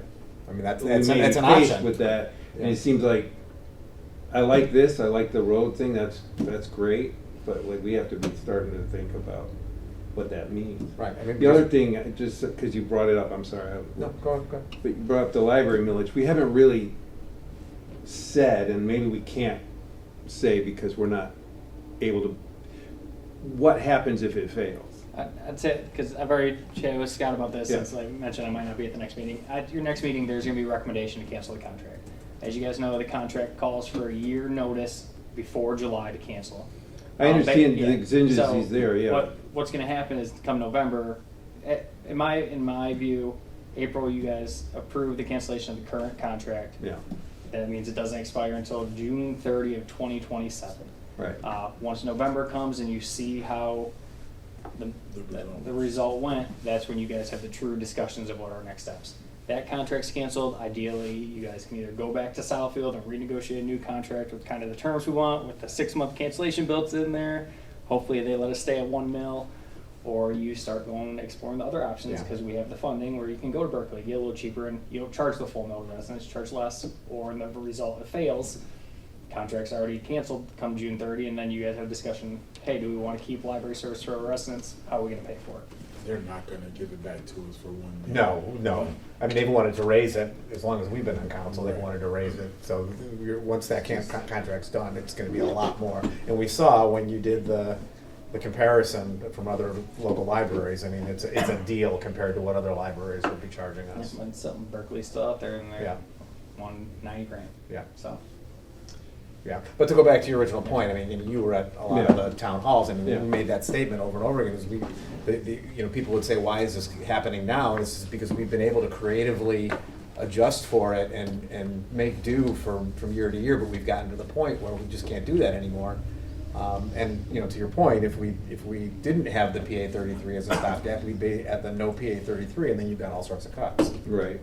So we're there now, and it's just, happen to have an option this year with the road, and yeah. maybe next year, but. Right. But I think, yeah, I mean, we need to be thinking about what it looks like with no PA, because that's gotta be communicated literally as opposed to speculatively, Yeah. And the other thing I would say, if we do PA, this is just important that we really tie what we're getting for the police in particular to that PA number, so that people understand what it is. Because even though the taxes won't go up or not, there's still, it's more than we could charge. So we just need to communicate that really well. Right. That here's why and here's what you're giving. Yeah. Yeah, like all the numbers need to be attached to Everything, what we're trying to get with PA 33. Yeah, and then there's also again, the alternative is, if we don't have this as an option, and things are grim, and we're gonna be looking at even bigger cuts, we go back for another Headley override. And that's right. what's happened in a lot of cities where the Headley override fails. Yeah. They start cutting services, people realize that they were serious, and then they put the Headley app back on, and people say, all right, well, we gotta get those services back, and it passes, so. Well, one thing I that's wanted not to note uncommon. about this budget is the cuts to services are accounted for. We're not talking about bin plus or bin minus right now for this budget. So it was only the last meeting where we're looking at that as well. So I think it's just good to underscore that we're keeping the other services at present levels. Yeah, that was just to see if we were open to Sure, the idea, so yeah. that SOC SOC could negotiate appropriately. I know you said that it probably isn't possible, but you didn't ask that question, did you, of soccer, about, could we budget for something in the future even, like, a monthly visit from the chipper I'm talking about? You could, rates wouldn't change that much, so if you do monthly, you still gotta find that 15, 20 grand somewhere now. I understand So, yeah. 15, 20 is bad right now, but I'm just thinking ahead, do we? With is the budget- chippers, they seem open to it, because there are a couple communities that do that already. Okay. But yeah, it's still finding that funding for it. Yeah, I mean, I think public sentiment will rise and fall depending on the storms that we have, We're not off to a good start, Well, but luckily we had the chipper still, so. I was gonna say, public sentiment will start on the first storm after July, that's- after July 1st, when After people put it July out to the 1st, curb right. and it doesn't get picked up. Yeah, exactly, so. Yeah. Just if there are alternatives out there and we can be looking for a way to bring some level of service back in the future, I just wanted to understand what the options were there, so that's Yeah, good to know. I've had some residents actually call me and say that, they wanna try to organize it with their own street to hire a private contractor, so that people are thinking about it, but. Yeah, Yeah, well, if you can make that $4.50 an hour or 45 minutes or whatever, Right. whatever that costs, work for you, Yeah. then that's good, but nobody wants to pay that out of pocket. Yeah. so. All right, anything else budget-wise? And we'll have more opportunity between now Yeah, and May. the plan's gonna have it be on the study session agendas for the next couple meetings. Then, yeah, May would be the form. Schedule-wise, May will be the formal public hearing for both PA 33 potential and the budget. Naturally, you guys don't have to approve it at that meeting. If you do, awesome, makes life a lot easier for staff, but you do have the ability to table any decision to a future meeting. But we do have to have formal public hearing as required by law. To a future June meeting. Future But- June meeting, Yeah. yes. I have a quick question on the format. Not even the format, I just, and I probably already know the answer, but is there any way that you could put I know you don't want to share your spreadsheet like a live spreadsheet, but is there any way to look at it in a spreadsheet program versus on a PDF? I can't see I can it. see, yeah. I can send you just the dry Excel doc that we play around with. That would be fantastic. I don't want to play with it. It's Yeah, easier for me to read no, it I and, gotcha. and search, etc. No, I completely get it. Yeah. But yeah, when we're building, naturally, your first year with it, when we're building it, we build it in Excel because of the amount of changes we use. Right.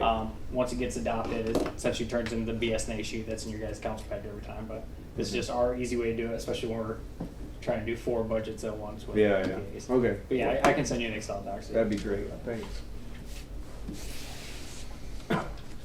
Anything else? All right, let's move on to capital improvement plan. Yep, so every single year, City Council adopts a capital improvement plan after it's been worked on and reviewed by the Planning Commission. Including your packet is the approved Planning Commission CIP. This will come before council formally the same time as when you do budget for approval and consideration. But since Planning Commission got ahead of the curve this year, we want to get it to you guys now so we can start providing feedback, making potential changes for formal adoption.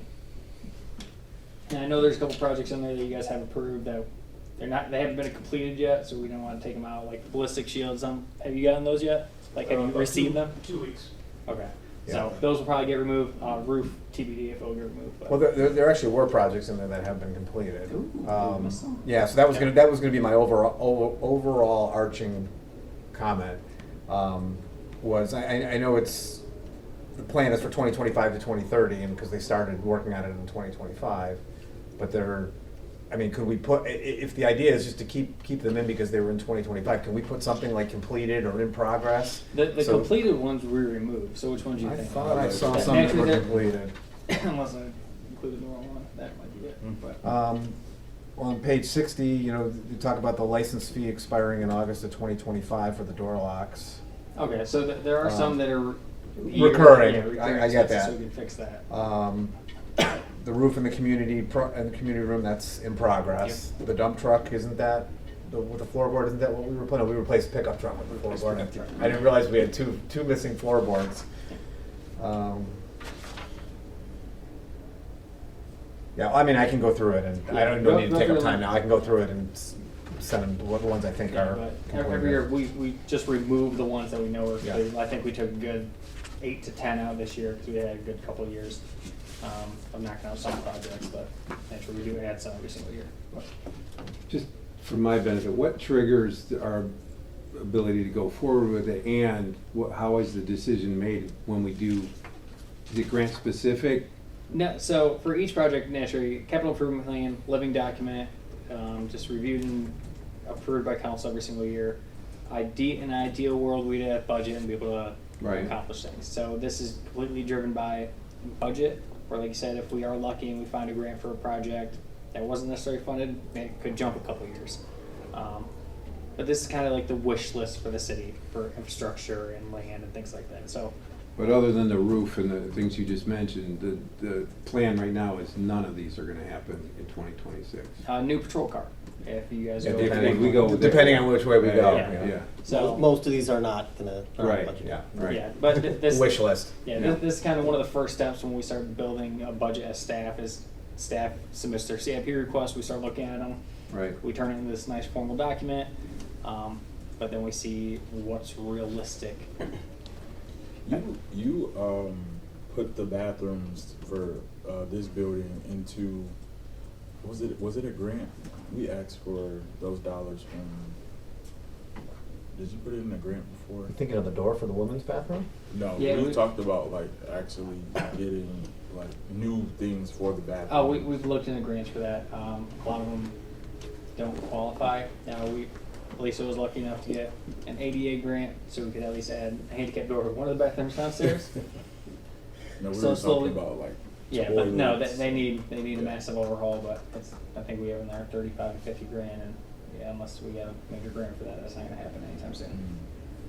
Because what we talked about putting, we asked, maybe it was an elected official, it was in a package. that Yeah, we yeah, asked it might for. even, I think I included it when I asked for like city hall renovation Okay. as part of it.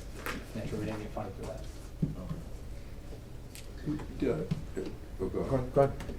Well, wish list made me think, and if this is not under CIP, I apologize, but the need to get all our communications into compliance, ADA compliance by April of 2027.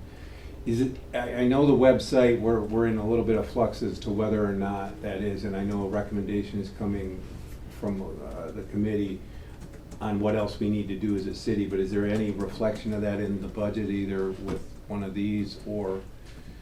I don't think it'd necessarily be a CIP item, unless Okay. it comes with a significant cost. Yeah. Because that's the other thing with CIP, for our general rule of thumb, it has to cost more than $5,000 to be a true capital project.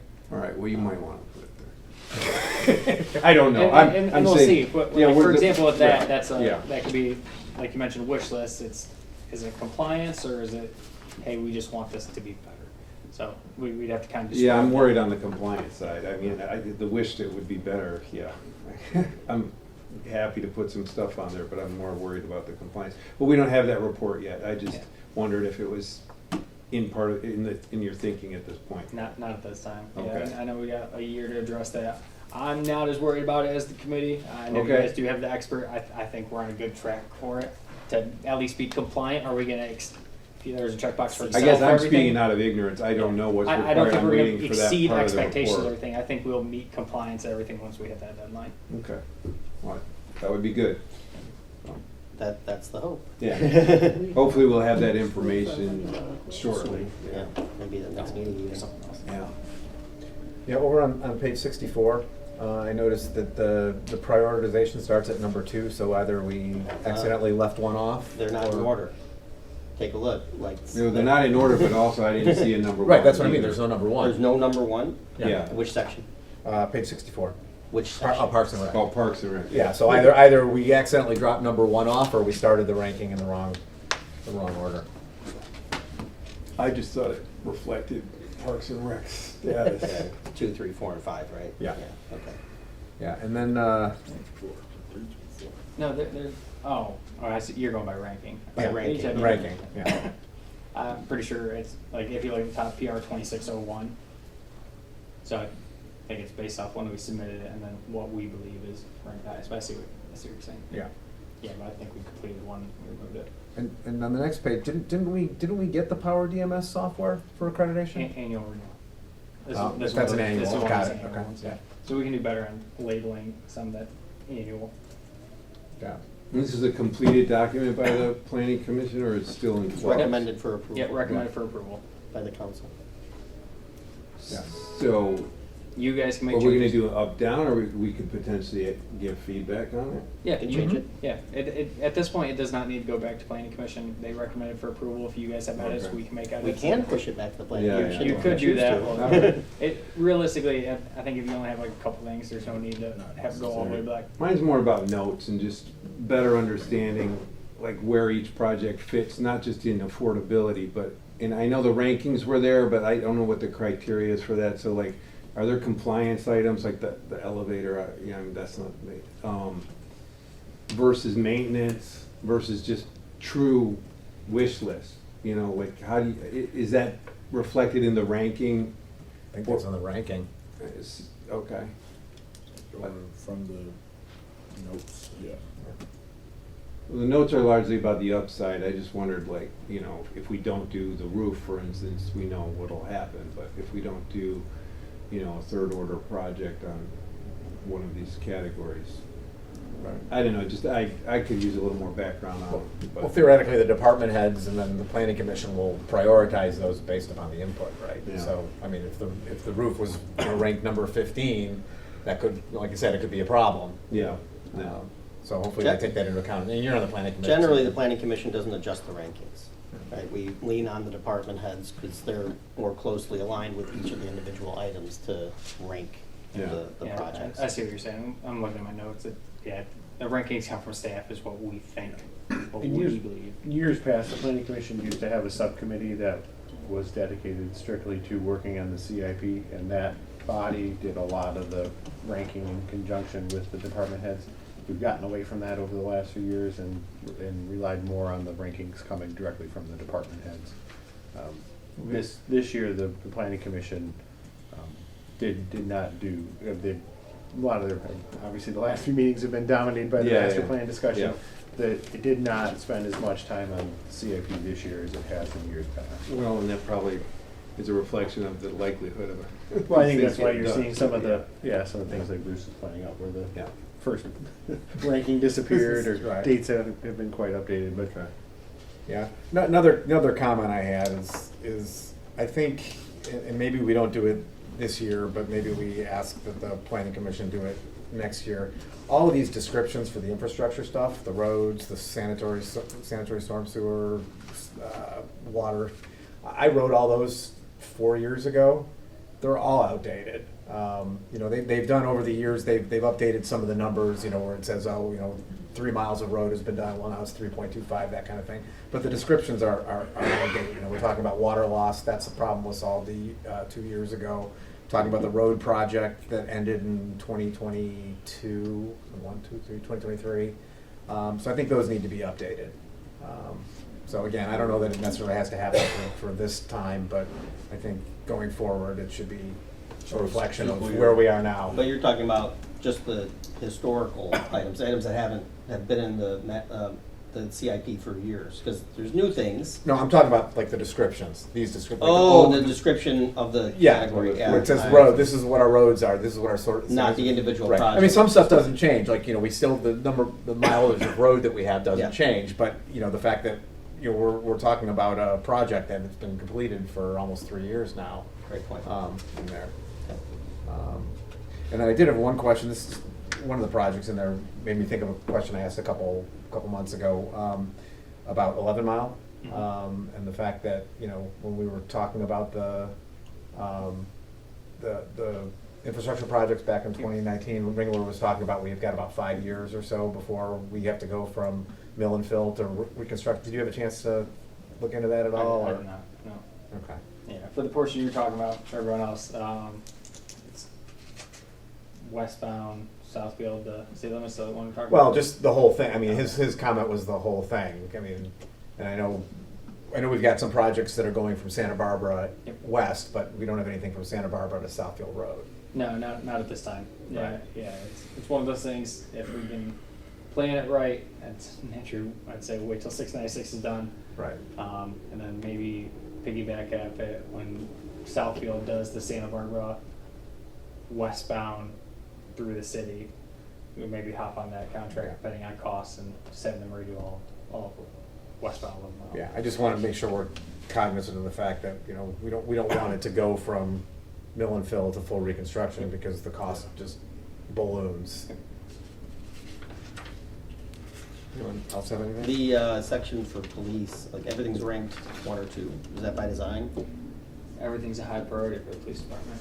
Well, that's what I guess I was trying to get at, are those rankings, so that you can have 2 1s? Yep. So, then I thought, well, maybe the Okay, so park then maybe was the just Parks a and Rec 2. is- Like, yeah. Yeah.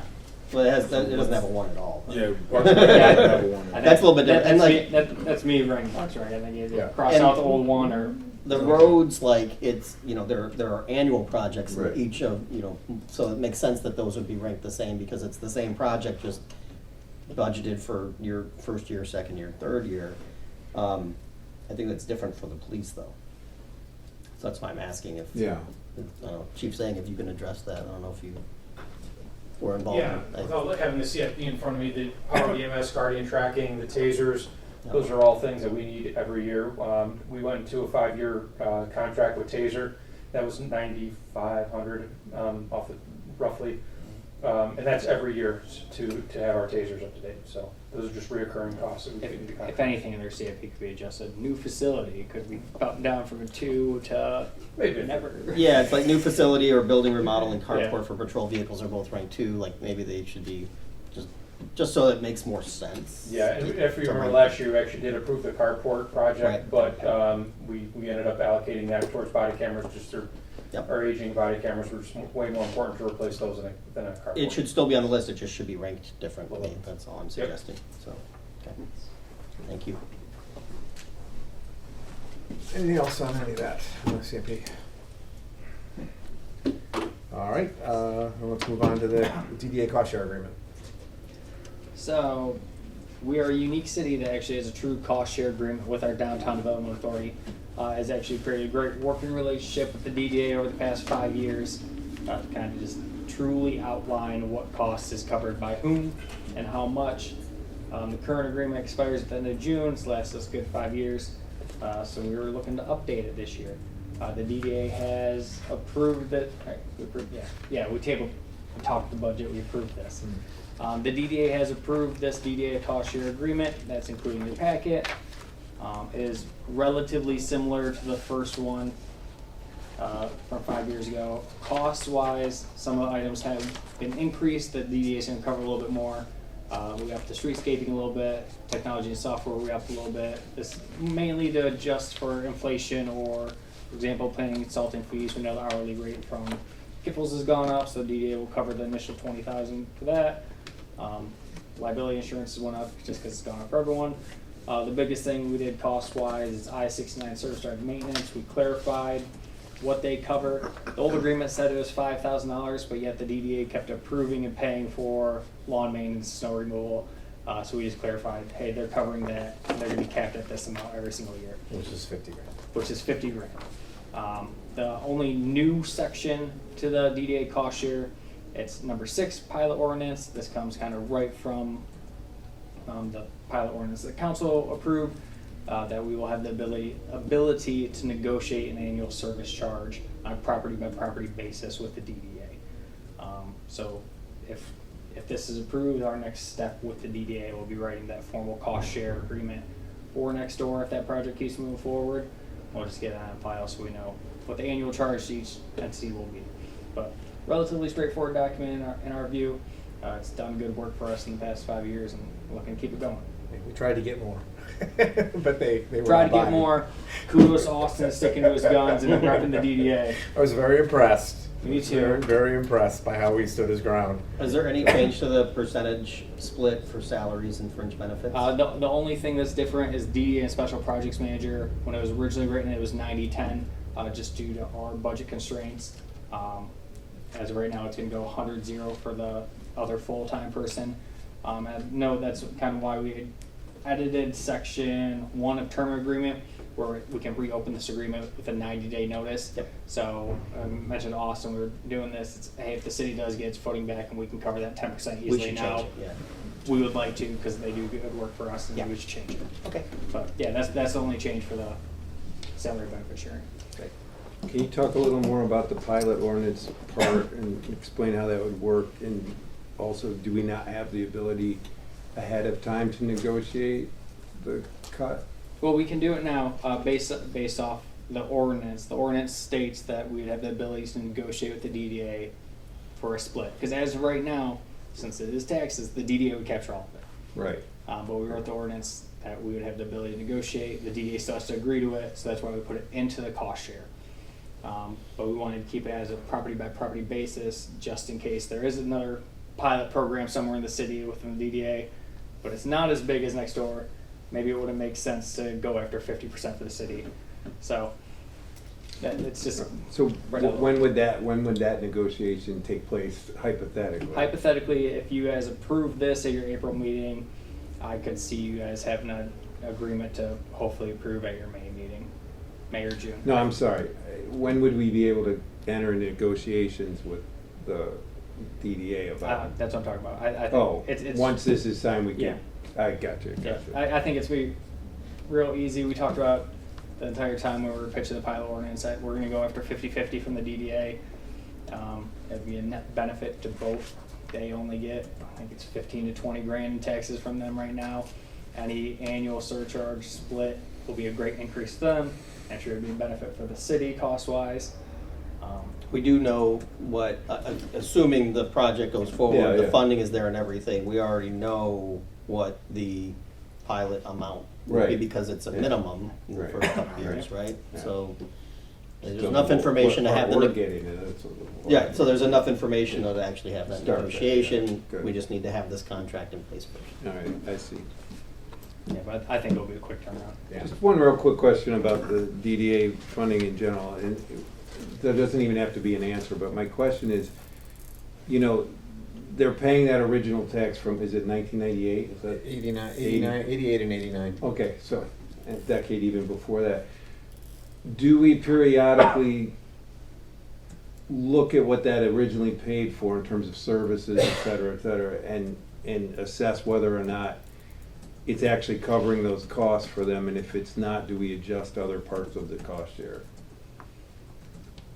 That's an Well, interesting I'm thinking question. I'm thinking about police and fire, I'm thinking about, you know, those types of things that are sort of built into the fact that they were, at the point that this was formed, it was covering their cost presumably, they were paying the fair share. Has it kept up? Because that number stayed the same for now, what is that, 40 years, almost? Yeah, I'm not 100% sure I'm following the question. Well, there's a certain amount of money, as you. Right, so they get the capture in the They first get- year, and that's to Yeah. cover. And we keep that same amount every year goes to the city, right, to pay, you know, that's. Right. Yeah. It's a And that military, number right? stays Isn't it? exactly the same. Right, so they get the incremental past Right. what was in 88, 89. We still get this. Right. But they get this. Right, and I'm just saying, do we ever assess whether that amount there still pays for the things that we're picking up the cost of, like police and fire, et cetera? And if not, is that something we could do maybe in the future? To me, it kind of depends. I think it looks, because for me, if the DDA didn't exist, their costs still fully exist. Naturally, you could reorg, like, if the DDA exists, we'd be paying 100% of these salaries. Big thing I think of is when the city redid all the alleyways in the DDA district the past 5 years, city didn't pay for that. Right. No, DDA, no, I but we didn't understand. pay for all that. So I'd say the TIF they capture plus the 2 mills they're able to capture more makes it worth having that versus whatever the city's potentially losing by not having a DDA. So you feel like what John's suggesting is a potential exercise to look at the cost of services back when the TIF was signed into place in the first place, back in 88, 89. Like, it's not worth the effort to look at that? Like, it's kind of wasted energy? I do, because at the end of the day, You can't do anything about yeah, it. the taxes are still going to increase. It just matters who captures it and who's writing the check. The taxes still increase. It just DDA is capturing it versus city. But the DDA also has the benefit of adding 2 mills to that. But- Well, it's but- more but about if we then do- how you negotiate your, The split? you're not gonna change that, but Gotcha. you could change the split depending on what you found out. And the question for me would be, you know, I mean, that, yes, it's all the city spent on our behalf, but if the cost splits are changed, it changes the flexibility on how that money can get spent. And I'm not suggesting that it's wrong right now, I just suggesting that it would be an exercise I would be interested in understanding a little bit better, because 40 years is a long time to have your sort of cost base stay the same. And I get what you're saying, and on one way of look at it, it's all one bucket. But another way to look at it is, yeah, but this bucket can only be used for X, and like we found, like we're being creative now, we're using bucket for the road to lower taxes so that we can, I just would like to better understand the full universe of what's happening. And Yeah, I don't know that we can do it this year, I'm just, putting it out I there for support that discussion. idea. I think it's a good, just to have the information, Yeah. right? Because maybe you do the analysis and you find out, yep, Yeah. the cost sharing is fair and equitable based on historical analysis of what services were cost and what they were paid for, the percentage Yeah. that was paid for out of the money that ended up going to the TIF. From another perspective, I think we need a year to set, because you can't go off of the 1989, because realistically, their tax capture is probably $2,000. But it's not about the money. It's the millage rate and the percentage of services that were paid for by that millage. That's the way I could suggest looking at it. It is gonna be a So little that- bit apples and oranges, but I don't know, maybe we can just have a, I think it's just like reviewing what the original contract was at this point. Well, I think that'd be a quick, we'll have to do some historical things, because I don't. It's not an I easy don't- thing, for sure. I don't know if there was ever a cost share agreement before 2021, so we would have to just do true numbers and Yeah, I hope don't to think see. I there mean, was. I think maybe not a formal cost sharing Right. agreement, but DDA has always Pitched in. pitched in and contributed to administrative staff or administrative salaries. I think well, I think that Maintenance. having the agreement's Snow great. removal, Yeah, I think, all that stuff. yeah, no, it's a lot of it, but it wasn't, I don't think it was reduced to writing and formalized until. Cheryl. Well, yeah, Cheryl and Susie, I think are the ones that. but again, I'm really not talking about the cost share part of it, I'm talking about the base The tax baseline, part, yeah. and what, understanding that and what it pays for would help us understand how we might wanna negotiate the cost share in the future. Or not, I don't know, it just feels like something, 40 years is a long time to not really look at that. So maybe next cycle, we could make that a task. I think it's worth considering. No. Okay. Anything else on the cost share? That's good. Okay, let's go on to the DPW contract. So we briefly touched on this when we were talking budget, but as council is aware, and majority of the public, we're one of those few communities that actually outsource our DPW services. So it's actually a contract provider, Lathrup Services. They haven't had a true overhaul of their master service agreement since 2020. Their last rate increase was in 2023 when they only received a 3% increase. So they came and had a conversation with me over this past week and had them put in formal writing that they are looking for an updated increase. They're having struggles keeping up because based off their contract, they cover a lot of the expenses that we would typically entail, and they're having trouble recruiting staff and actually hanging on to folks, specifically CDL drivers, just because they can't keep up with the pay.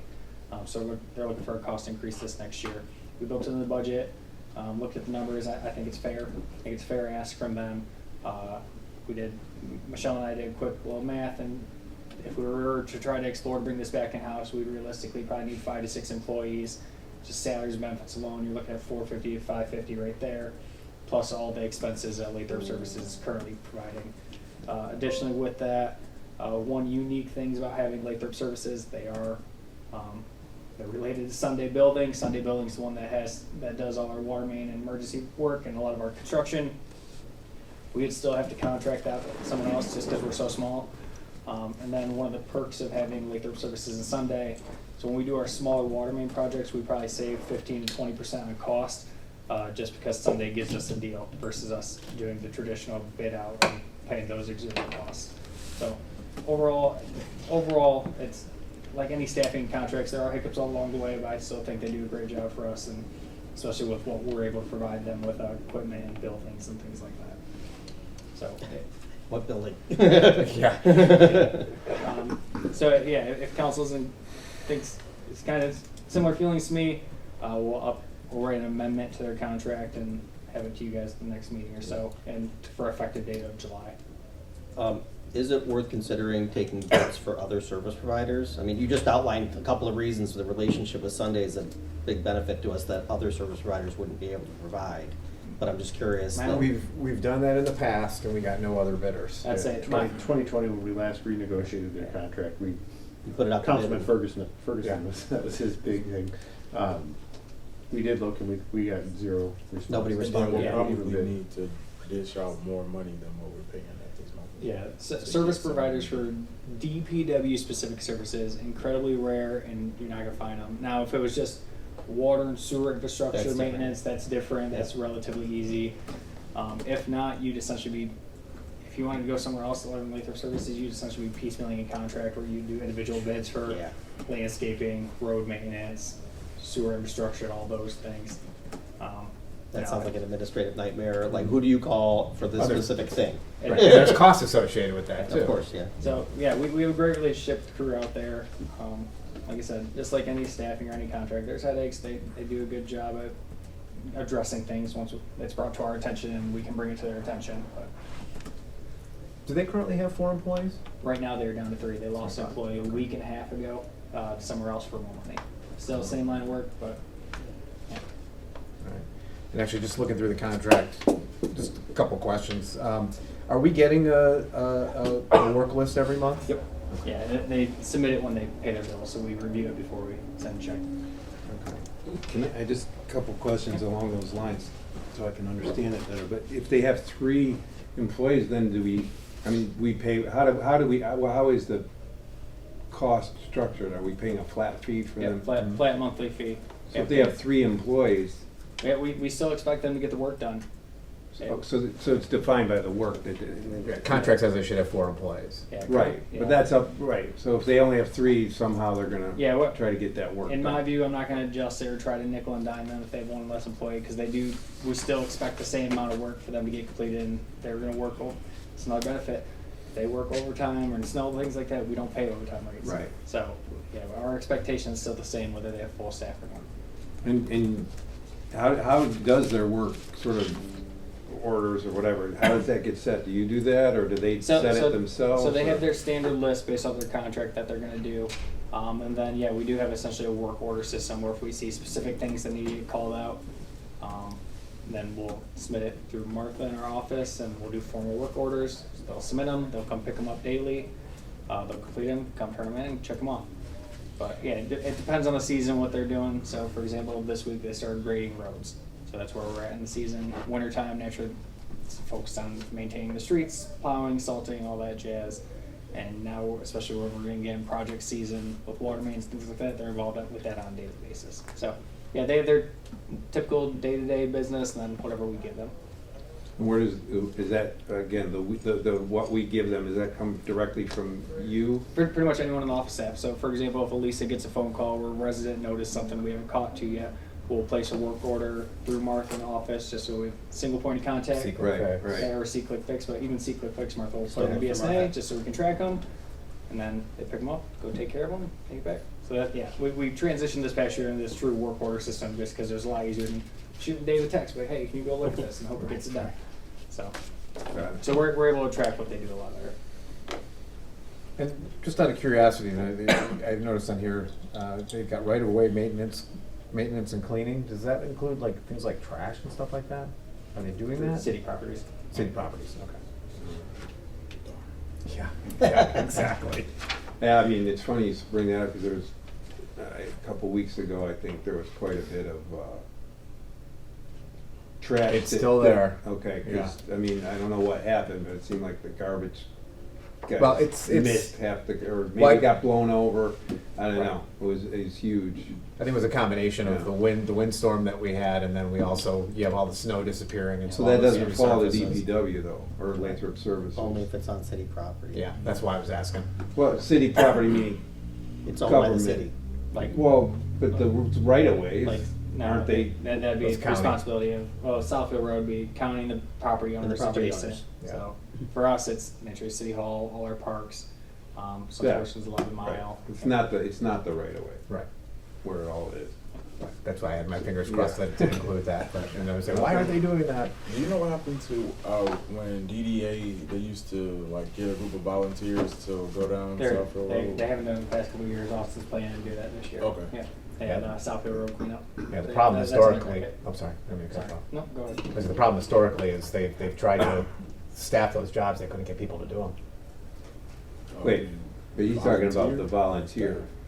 Oh, you're talking about, I'm thinking of the DDA cleanup crew, is that not what you're Oh, asking? no, I was just talking about when they used to gather volunteers. Oh, Yeah. oh, right, Yeah, the Southfield corridor Road. corridor cleanup, Yeah, I misunderstood, It's on sorry. their list to bring back. Okay. Yeah. Yeah, we used to try to fund, and I think one year we had it, we had a DDA cleanup crew where there were, I think, 2 or 3 people that would do odd jobs in the DDA district, but then we lost them, we could never staff it again, couldn't get people to do those jobs, so. And I think it actually went off the budget for the first time this year, on the DDA budget, so. Okay, anything else on the contract? Looks good. Thanks for the explanation. Okay, then let's move on to public comment. So anybody wishing to address council can step up. Sorry, it's been a long 2 hours. It's been a long meeting. Can step up to the microphone, state your name, Christina and Schindler, Bungalow Drive. You might also know I'm the chairwoman of the Parks and Rec Committee, and that's how I'd like to speak tonight. First off, I'd like to give a little thanks to Elisa, who helped clean out our storage, which was really great with setting up events, cleaning up events. That really makes it more efficient. I'd also like to say that we all really enjoy working with Mike. He is professional. He is prompt and thorough when we ask him for things. And he supports most of our ideas and events, except for the petting zoo. So we just which wanted we to brought give up him- again today. Just wanted to give him some recognition on that. And on that note, you might know that we had a big bunny event. We don't do many, we do a lot of little events. We do a few big events per year. We almost thought we had to cancel it. If you might notice, Southfield canceled theirs for lack of enrollment, but luckily we stayed with it. People came, it was great. The disappointing part, and I know everyone is very busy and has jobs and lives and they're out of town, and this was that the only council representation was our mayor. And it's really nice for these big events, not that you have to come stay at the whole time. I didn't want to stay the whole time. There were children everywhere. But if there could be a little bit more representation, come drop in, 10 minutes, 15 minutes, maybe meet some new, constituents, some new residents, just a nice casual way, and then it shows support for our committee and also the volunteers that do their time. That's all. Thank you. Thank you. I trust there was no swearing in front of the bunny. So I wanted to, I guess it's thank you, Elisa, evening. I just want to note the, I think, improved responsiveness of C-Click Fix. But, have you been, are you involved probably in Martha. routing? Thank you to Martha. Yeah. Martha, I'm sorry, okay. Martha? Martha, yeah. Okay, Martha, okay. But also I want to thank Chief Zhang for I put in some issues about stop signs, non-observation of, and that was routed to Chief Zhang, and he responded directly in C-Click Fix. So I've stopped bugging people on C-Click Fix because it's noted and they agreed to put some effort into that. But I'm curious if you are proactively looking at C-Click Fix or if it's only when it's routed to you. Because I put some things in that I put in really as litter, but after the fact, I realized that there's something that PD should have looked at also. And that is that I have been finding empty Amazon boxes in various places around the community, including in 2 cases on the property of City Hall. One of those I carried over from the bicycle rack to the trash to take care of the trash aspect, but I wanted to make sure that the city was aware that the grounds are kind of shabby. But, and the other one that is very concerning is finding them on the property of the Chase Bank in the area of the drive-through. So after the fact, I realized that, hey, I probably should have called PD and said, hey, I found these empty Amazon boxes and maybe somebody ought to go look and see who they were for and maybe engage with them and find out what happened and get this, you at least maybe be aware that this is happening. Yeah, was presumably porch piracy in the community, outside of the community. The Chase branch is close to 696, great place to dump your trash, right? So that was the other thing. So the other thing, Mike, it would be great if C-Click Fix could act as kind of an ombudsman to the road commission or whoever else, rather than just coming back with, well, here's the number to call the road commission with complaints. Thank you, John.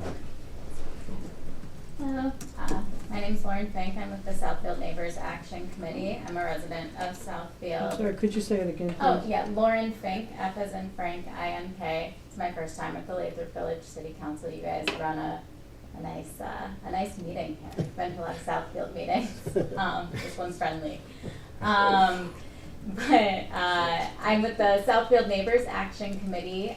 We're a group of residents from this area, not just Southfield. We have Lathrup Village residents as well, who are deeply concerned about the lease at the Redico offices at One Town Square.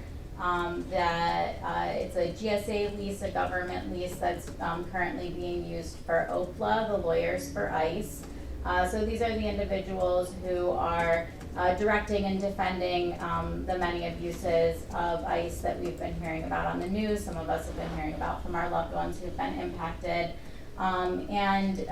We don't want them here in Southfield. We're disturbed by the fact that this was able to move forward in such secrecy. We've seen the lease, and it prohibits signage.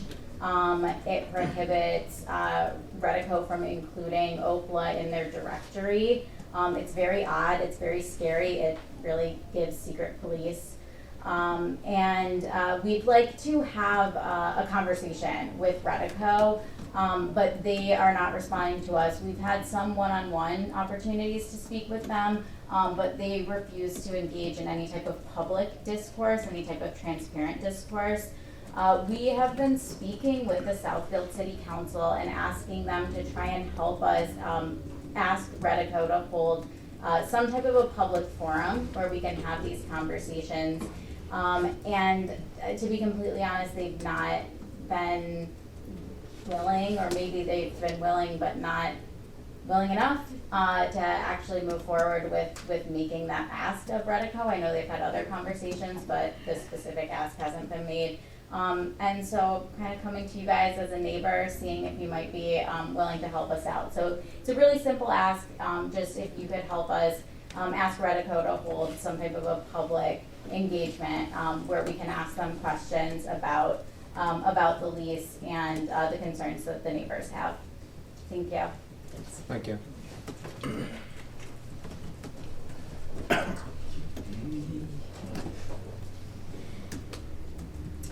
Lori Coons. I would like to speak about the recording of the study sessions and a couple comments that were made.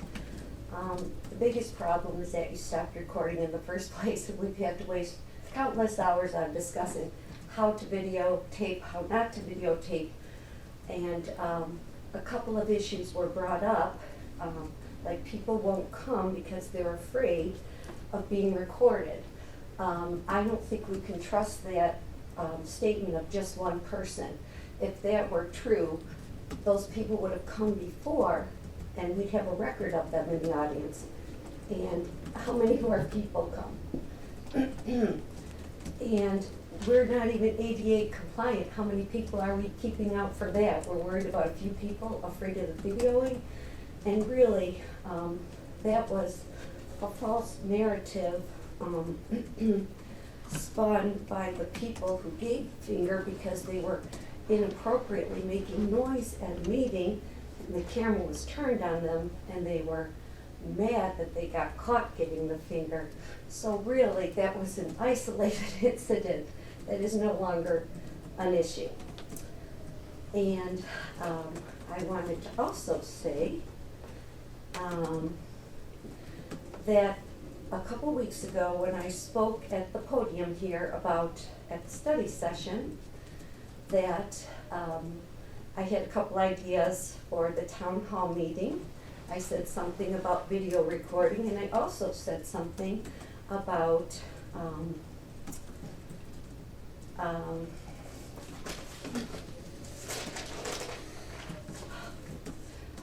the rules of speaking, because the notice was different about the rules of speaking. And at the end of the meeting, I said I wasn't acknowledged, and I waited outside downstairs for a friend, and I heard Bruce Kantor and Kelly Garrett say my name and making fun of me for asking questions. So when I followed them out, it was exaggerated by Kelly accusing me of stalking her. So I made a police report, and I would just like to ask for respect.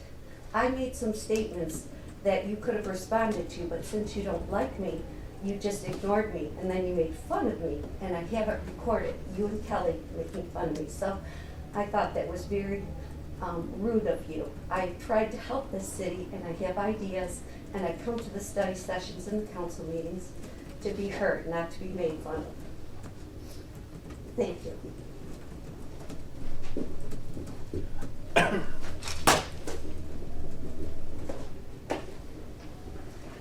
Hello. Hi. My name is Kelly Keaveney. I'm the regional sales manager for DXL Men's Apparel. Oh, or it just falls on back down. Okay. At 26300 Southfield Road. I would like to address the sign ordinance. We were given a notice in 2023 that we had to cover our window coverings. They had permanently displayed pictures of abstract men. They don't really have heads or legs, but just of big and tall men. They are who our guest is. We were also told we could not hang banners in our windows because they were bigger than 10% of our windows. This has caused many guests over time to think that we're closed. As a solution, we've had to place mannequins in our windows. So the average price of one of our outfits is $350 with all the things that you have to put on, the shoes, the belt, everything to layer them up. With 9 mannequins in 4 seasons, that's an expense of $12,600 per year to the business due to the need that we have to get this together, that we have to damage those products out after we put them in because of the sun damage. I did bring some pictures. We were told by the former code enforcer, I don't know if that's his official title, I apologize if that's not it, that the reason for this is they need to be able to get into the building in an emergency, but our windows go to a wall, they don't go into the store.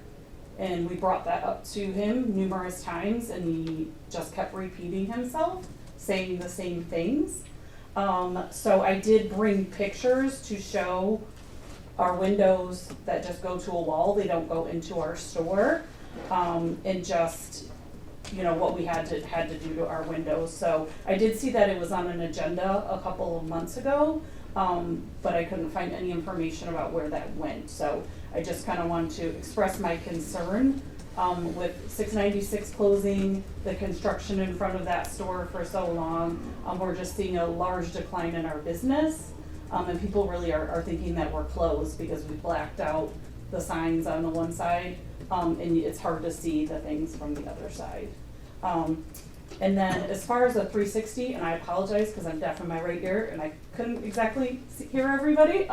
As a person that gets and gives 360, generally I found that the best way to do it is break it down by their core competencies of their job, and then you put all of the things based on those core competencies, because obviously we're not telling them who gave them, and then that gives them a chance to have some feedback about themselves. And then I just wanted to say to the police department, thank you. I run 21 different stores in 4 different states, and they are by far the best police that we deal with. They are constantly checking on our people. Whenever we have a problem, they are the first on it. And we do have a lot of theft issues in that store, and they are, like I said, by far the very best. And I just kind of wanted to leave my card in case I could get some clarification on those signs and then the pictures. Okay. Thank you very much. Thank you. Thanks, Kelly. How do you spell your last name, Kelly? It's K-E, V as in Victor, Oh, E-N-E-Y. I wasn't even I have close. other cards too, if anyone else needs them. Thank you so much. Thanks, Kelly. Rick Wiz from Lathrup Boulevard, just a real quick question. Is there some way we can push the County Road Commission to repair the damage to the right-of-way where they've left holes where the crosswalks are? Because we had people at the demonstration last week, 2 weeks ago, that there's, inches between the ground and the sidewalk that people were tripping on, and they could have, get some serious injuries related to that. All it would take is a dump truck with dirt to fill those holes in. So I don't see why they're being that reticent about doing anything. Thank you. Thank you, Warren Garris. I can't imagine anything more important to our city than our police, and our police vehicles, and our police equipment, and our part-time police and our full-time police. And I can't imagine how hard this is, Mike, to try to balance a budget and try to find the cuts, but I hope it's not in the police department. The other thing I want to talk about is the recording. I know that you changed the rules for a while because of some bad behavior. And I'm a parent, and I used to, there are consequences for bad behavior. But maybe it's time to, like Jalen said, to give that little bit of rope back. If people hang themselves with it, I hope that we have consequences. I always talk consequences for bad behavior. So I hope that we enforce those consequences if people resort to bad behavior. Otherwise, let's see what they do. Thank you. Good evening. Tim Hillman, San Quentin. I've got 4 things, so I'm going to go quick through them. Likewise, on the topic of recording, I've been a long proponent of recording these meetings, and I was very happy when we started doing that by way of this setup right here. So I don't really have strong feelings about the recommendations proposed tonight, but I do feel like we already had a good kind of mutually agreed upon compromise in place, so it does feel a little bit like goalpost moving, but whatever you guys decide, I'm sure is fine. I just don't want to keep tinkering with that into perpetuity because people won't comply with whatever the rules might be. On the topic of PA 33, I really enjoyed that discussion tonight. I thought there was some good and creative and strategic thinking behind the use of it. I won't go too much into depth about it, but if you Google Frankenmuth and how they've used PA 33 to essentially remain net neutral to their residents in terms of how their tax bills look, they've actually ended up with more usable cash. Not because more cash was generated, but more was retained by the city itself and less was handed over to the DDA. So I'd be curious to know if in fact the city might actually retain more usable cash by way of taking this approach and how much that might be, just by way of not having to give more back to the DDA.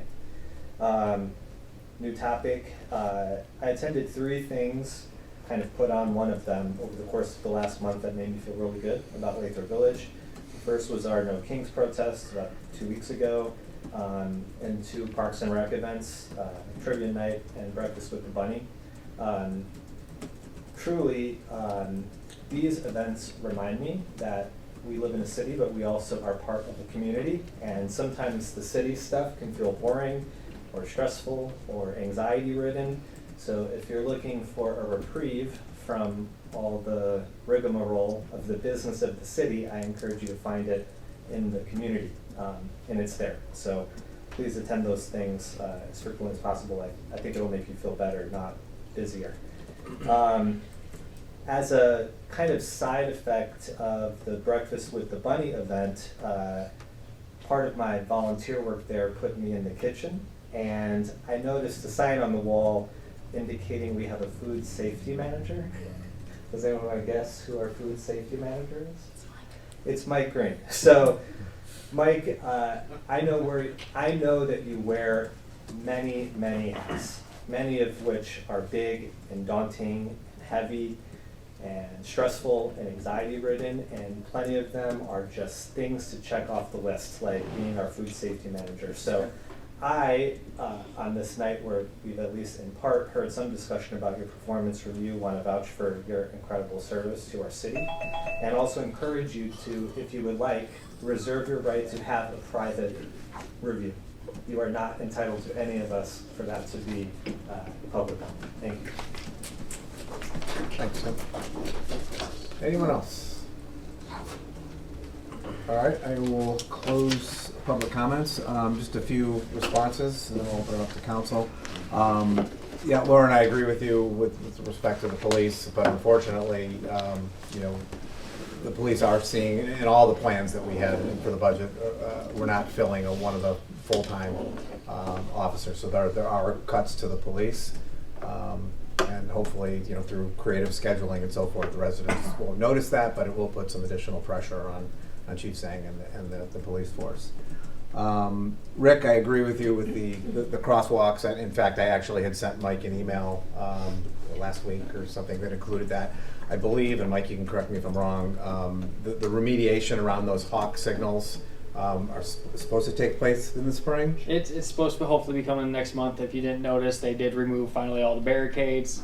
That was after we kept pushing them, so they have started making some progress. But yeah, they're aware that they need to get back out there. Okay.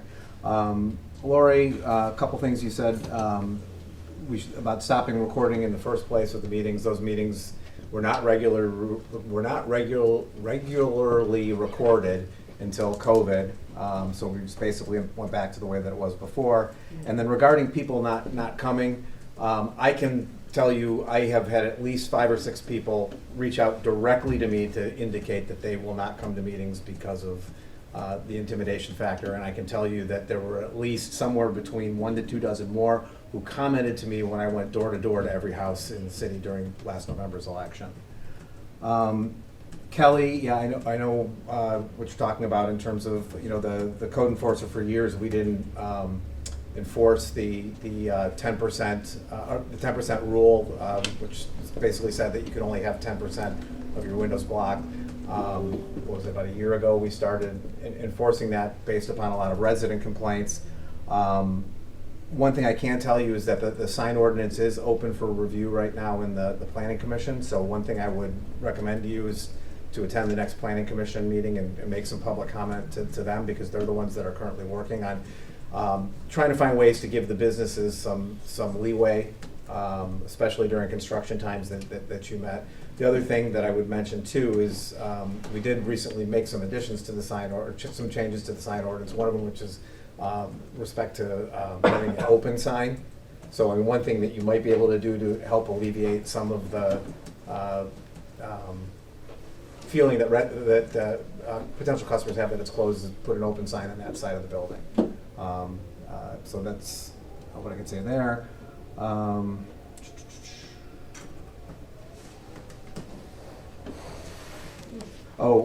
Jonathan, with respect to the Chase Bank, I know exactly what happened there with the Amazon boxes.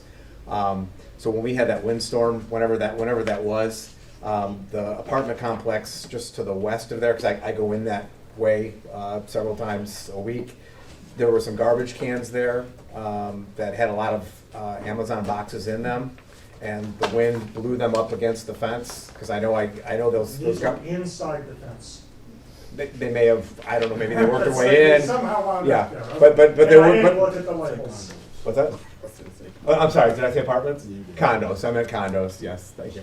Yeah, I know, because I picked up the garbage there sometimes, and I also picked up the cans when they got blown over and blown into the street. So I know that a lot of that had to do, because there was a lot of trash over there, not just the Amazon boxes. So I think that it had to do with that, as opposed to porch pirates, but you look like you want to say something. Also under the bushes outside of City Hall. Yeah. Yeah. So I know we've had a lot of big wind days, which may have contributed to that. Yeah, and then regarding Lauren's comments, I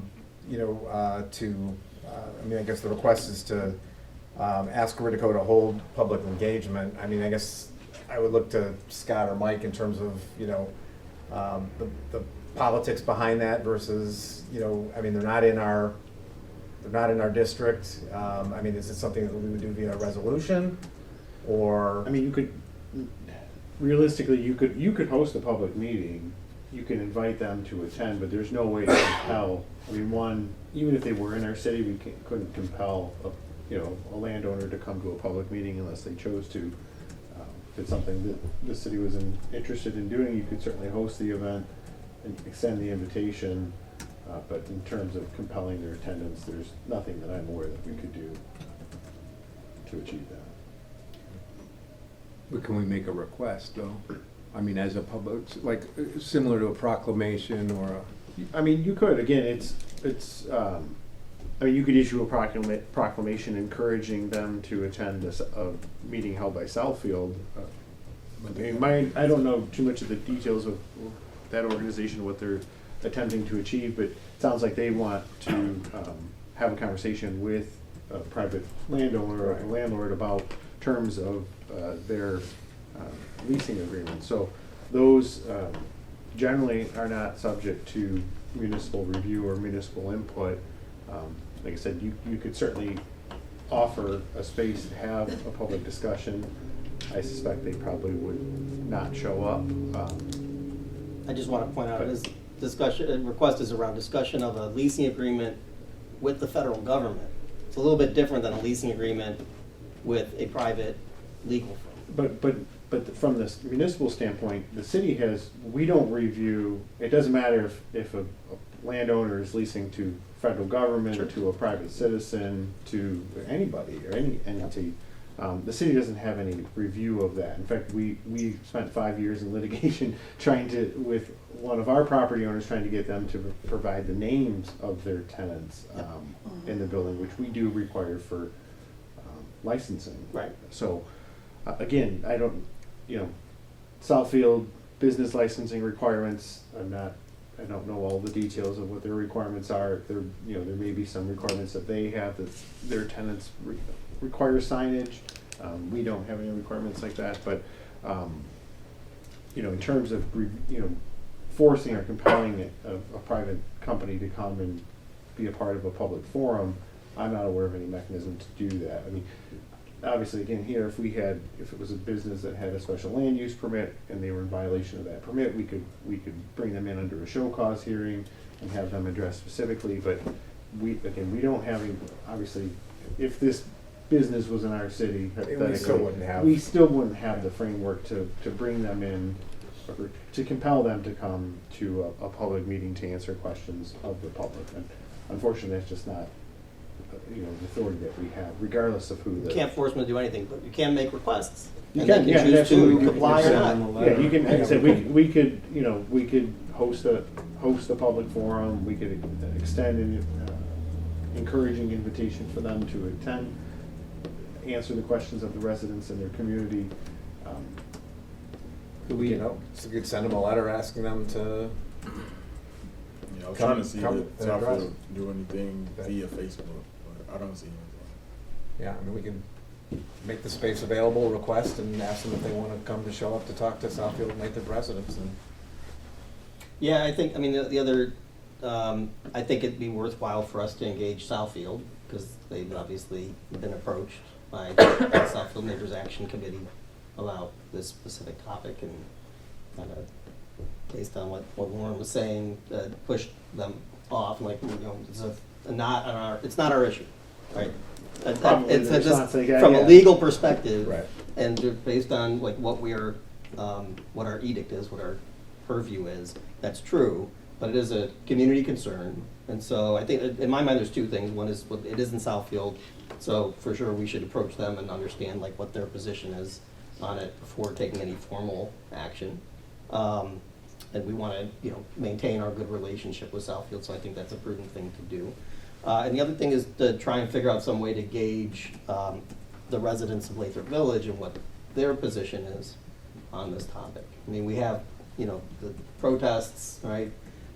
There are community organizations that are discussing these topics on at least a monthly basis, if not more often, but those two things don't represent everybody in the city. And I know we're never going to get to a point where we get information about everybody's perception. I think the one thing that bridges the everybody is that what they're looking for is some transparency. That's it, yeah. And to me, there's no, you're not siding with one political viewpoint or another if you ask for transparency. What is the agreement? What are they setting up to do?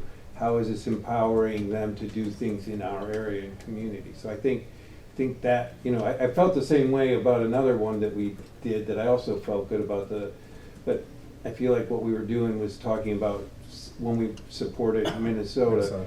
In addition to, there's a political side there, but it's also about municipal power, et cetera, et cetera. And we were showing brotherhood or sisterhood with another city. I think in this case, we have standing to ask for transparency. We can't compel it, I understand that. And I think it's probably largely a symbolic gesture. I don't think they're gonna come and talk to us or Right. come and talk to They're probably Southfield not, but or they're not anybody gonna else, talk but to I like your Southfield. idea about reaching out to Southfield. And then maybe if Lauren could send a little more background information to Mike, who could distribute it to council.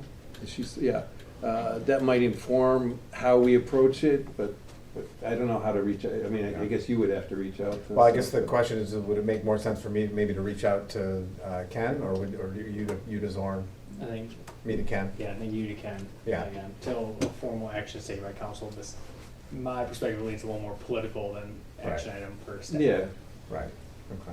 Yeah, I mean, because that was my concern, is just wanted to make sure, like, while I agree with, what Snack is, do you say Snack? Yeah, snack. Well, I do agree with what Snack is trying to do. It's want to make sure we're not favoring one side versus another, and we're being objective and not bringing the kind of the politics into it, which is how I kind of started the question to you. Poorly, but. We got there. But you speak, Bruce. Okay.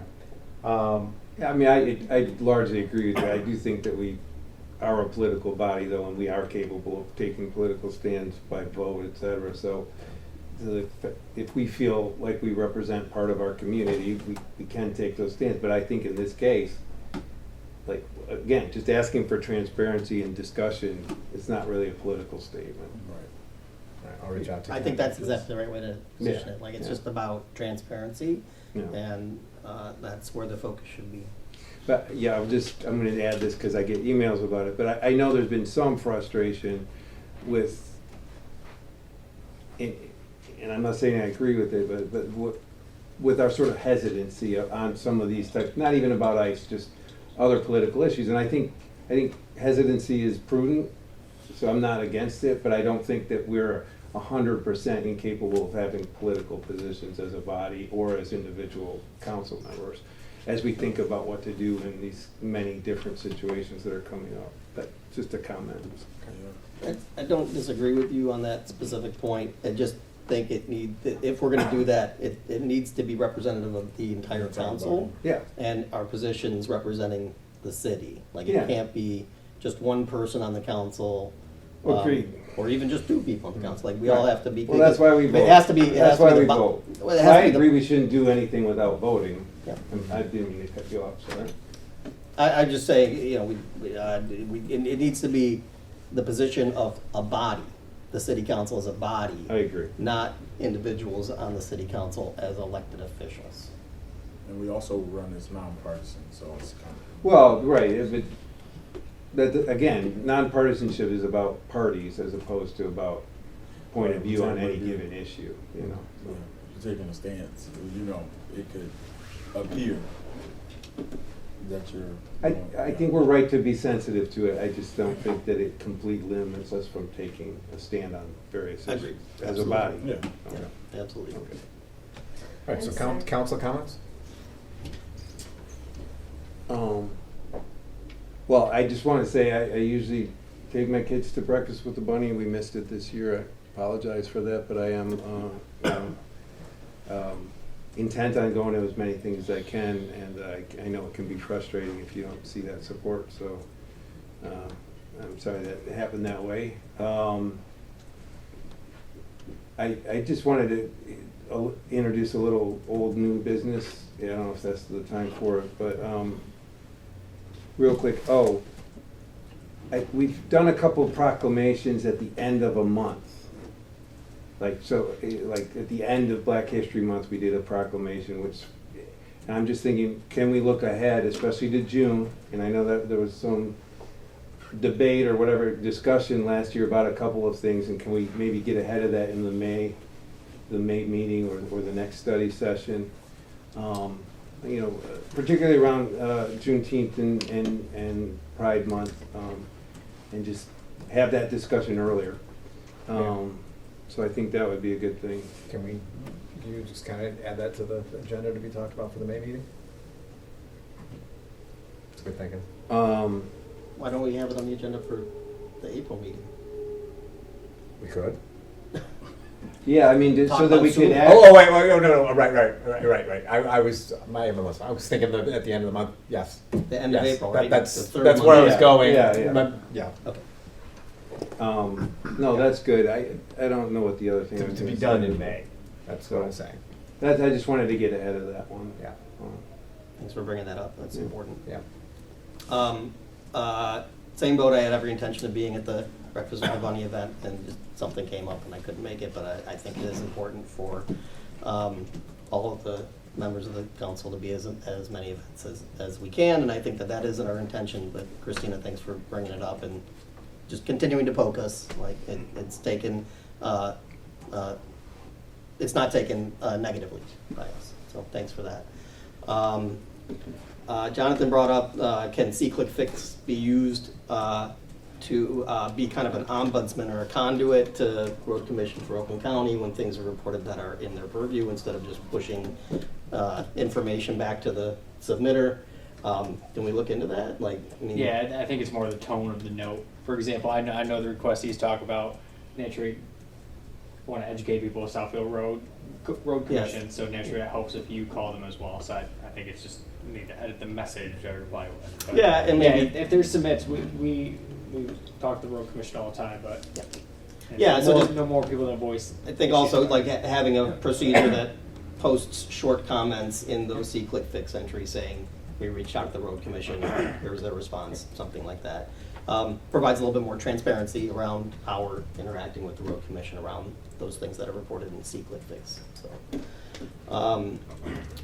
Lauren also, she mentioned OPLA, so that's the Office of the Principal Legal Advisor. So just in case anybody who's watching this video isn't sure what OPLA is, Office of the Principal Legal Advisor is ostensibly the legal firm for Immigration and Customs Enforcement. Let's see. To Kelly about DXL, yeah, I think the Planning Commission absolutely can consider I think what we were referring to when the ordinance says no more than 10% of the windows can be covered, and part of that is because it's a public safety thing for visibility from the street by public safety agents, police or fire, to be able to see what's going on inside of a building. But I think what you were pointing out is those windows that you're talking about lead to a wall. So there is no way to use that to see into the building, to see what's going on inside the building. It's also no way to use that as a mechanism for access into the building if like the doors are blocked or something like that. So I think that's important for the Planning Commission to consider when we're talking about these sign ordinances. And I know there was, again, it was a previous code enforcement, maybe you remember. I know there was some discussion like with spy ops at one point because it was kind of the same situation. Well, I mean, that is, the justification for the window signage limitation is to be able to preserve that ability for law enforcement to see inside of the building. While that was probably not the best response that code officer should have given, I could guess who it was. In that situation, that's treated as a wall sign, essentially. So assume there's no windows there, you're plastering the outside of your building with signage. There's limitations on that. Mm-hmm. So that's kind of the rationale behind that. I mean, it's certainly something they could look into. Like you mentioned, that additional relief for already struggling businesses given the construction climate. But that in that situation, that yes, there's glass in front of the signage, but it's really just it's treated as a wall sign in that particular situation. Right. So and the question would be: does the ordinance already support using that space or that window in that way because it is a wall sign? Well, we have limitation on the amount of signage, wall signage that you can have on the front of your building. So it should have been addressed at that time through that explanation. Can you talk a little louder? I'm sorry, I can't hear Oh anything yeah, that no, you're I can talk to you saying. after the I meeting too. apologize. But basically, what he told you was that the justification for window signage, why the ordinance does not allow windows to be plastered full of signs, is so that you could see into the building for public safety. But in your situation, those We told him that. Yeah, and but we but showed that's him, and he came into the building and saw that it was a thing, and that's But why that- I but kept that's coming basic- back to when he finally left. Maybe we can get this taken care of. right. So, but basically, they treat that like that's a solid wall, essentially. And so Yes. the city ordinances do have limitations on the number of signs you could have on. Like, say that was just a brick wall, you wouldn't be able to put the posters of the different displays outside of the building on the brick wall. So that's why it's regulated in the same fashion. We have that and we covered that up Yeah. also. Yeah, so that's, So now his we have no explanation, signage. yeah, I mean, so Nobody right, knows what we are. basically what you're saying is, you know, what you're telling us is not new. You're telling this body, what they've heard from several other businesses, is that our signed ordinance is too restrictive. So, Yeah, so that's the point, right? It's like, we need to understand the context and what's actually being enforced, and then we need to balance that against the needs of the businesses to promote themselves, and that's why. 23 pages of the sign ordinance with the red lines and everything. I don't know why I can't remember, He was but just unwilling to listen at all, so I was just hoping now that that person is gone, someone else may be willing to. you guys use an open sign, right? Or I can't remember. I go there every blue I'm moon. gonna say this in the nice way possible. We're not a liquor store. My company is never gonna let us put like a open sign. Okay. I don't know if you had to say it like that, but okay. Anyway, so the planning commission will consider it, right? This is a conversation that will go on. Yeah, I have that's like in 2 weeks and Yep. Monday. Yep. Got it. Yep. I will be there. Right. I have to add that my response Hank? from Mayor Kantor was not Lori, acceptable. your time's not the time. No, you let everyone else speak in Lori? this room. You let everyone talk Lori? back to you after Lori, you made your can you comments. sit down, please? I'm done. I don't have anything else to say. I would Lori? like you. Come on, Lori. Okay. Lauren, you want to do things the right way? You need to be accountable for your felonies. So you start to say something? Oh no. I just all I had to say was I was out of town for the buddy event, but hopefully you'll come back when I do attend an event and say that. And not, well, you know, give us good kudos and bad kudos. That's all. Anyone, anything else? All right, we will adjourn tonight's meeting. Sorry it went so long. Go blue. Yeah, go blue. Definitely go blue.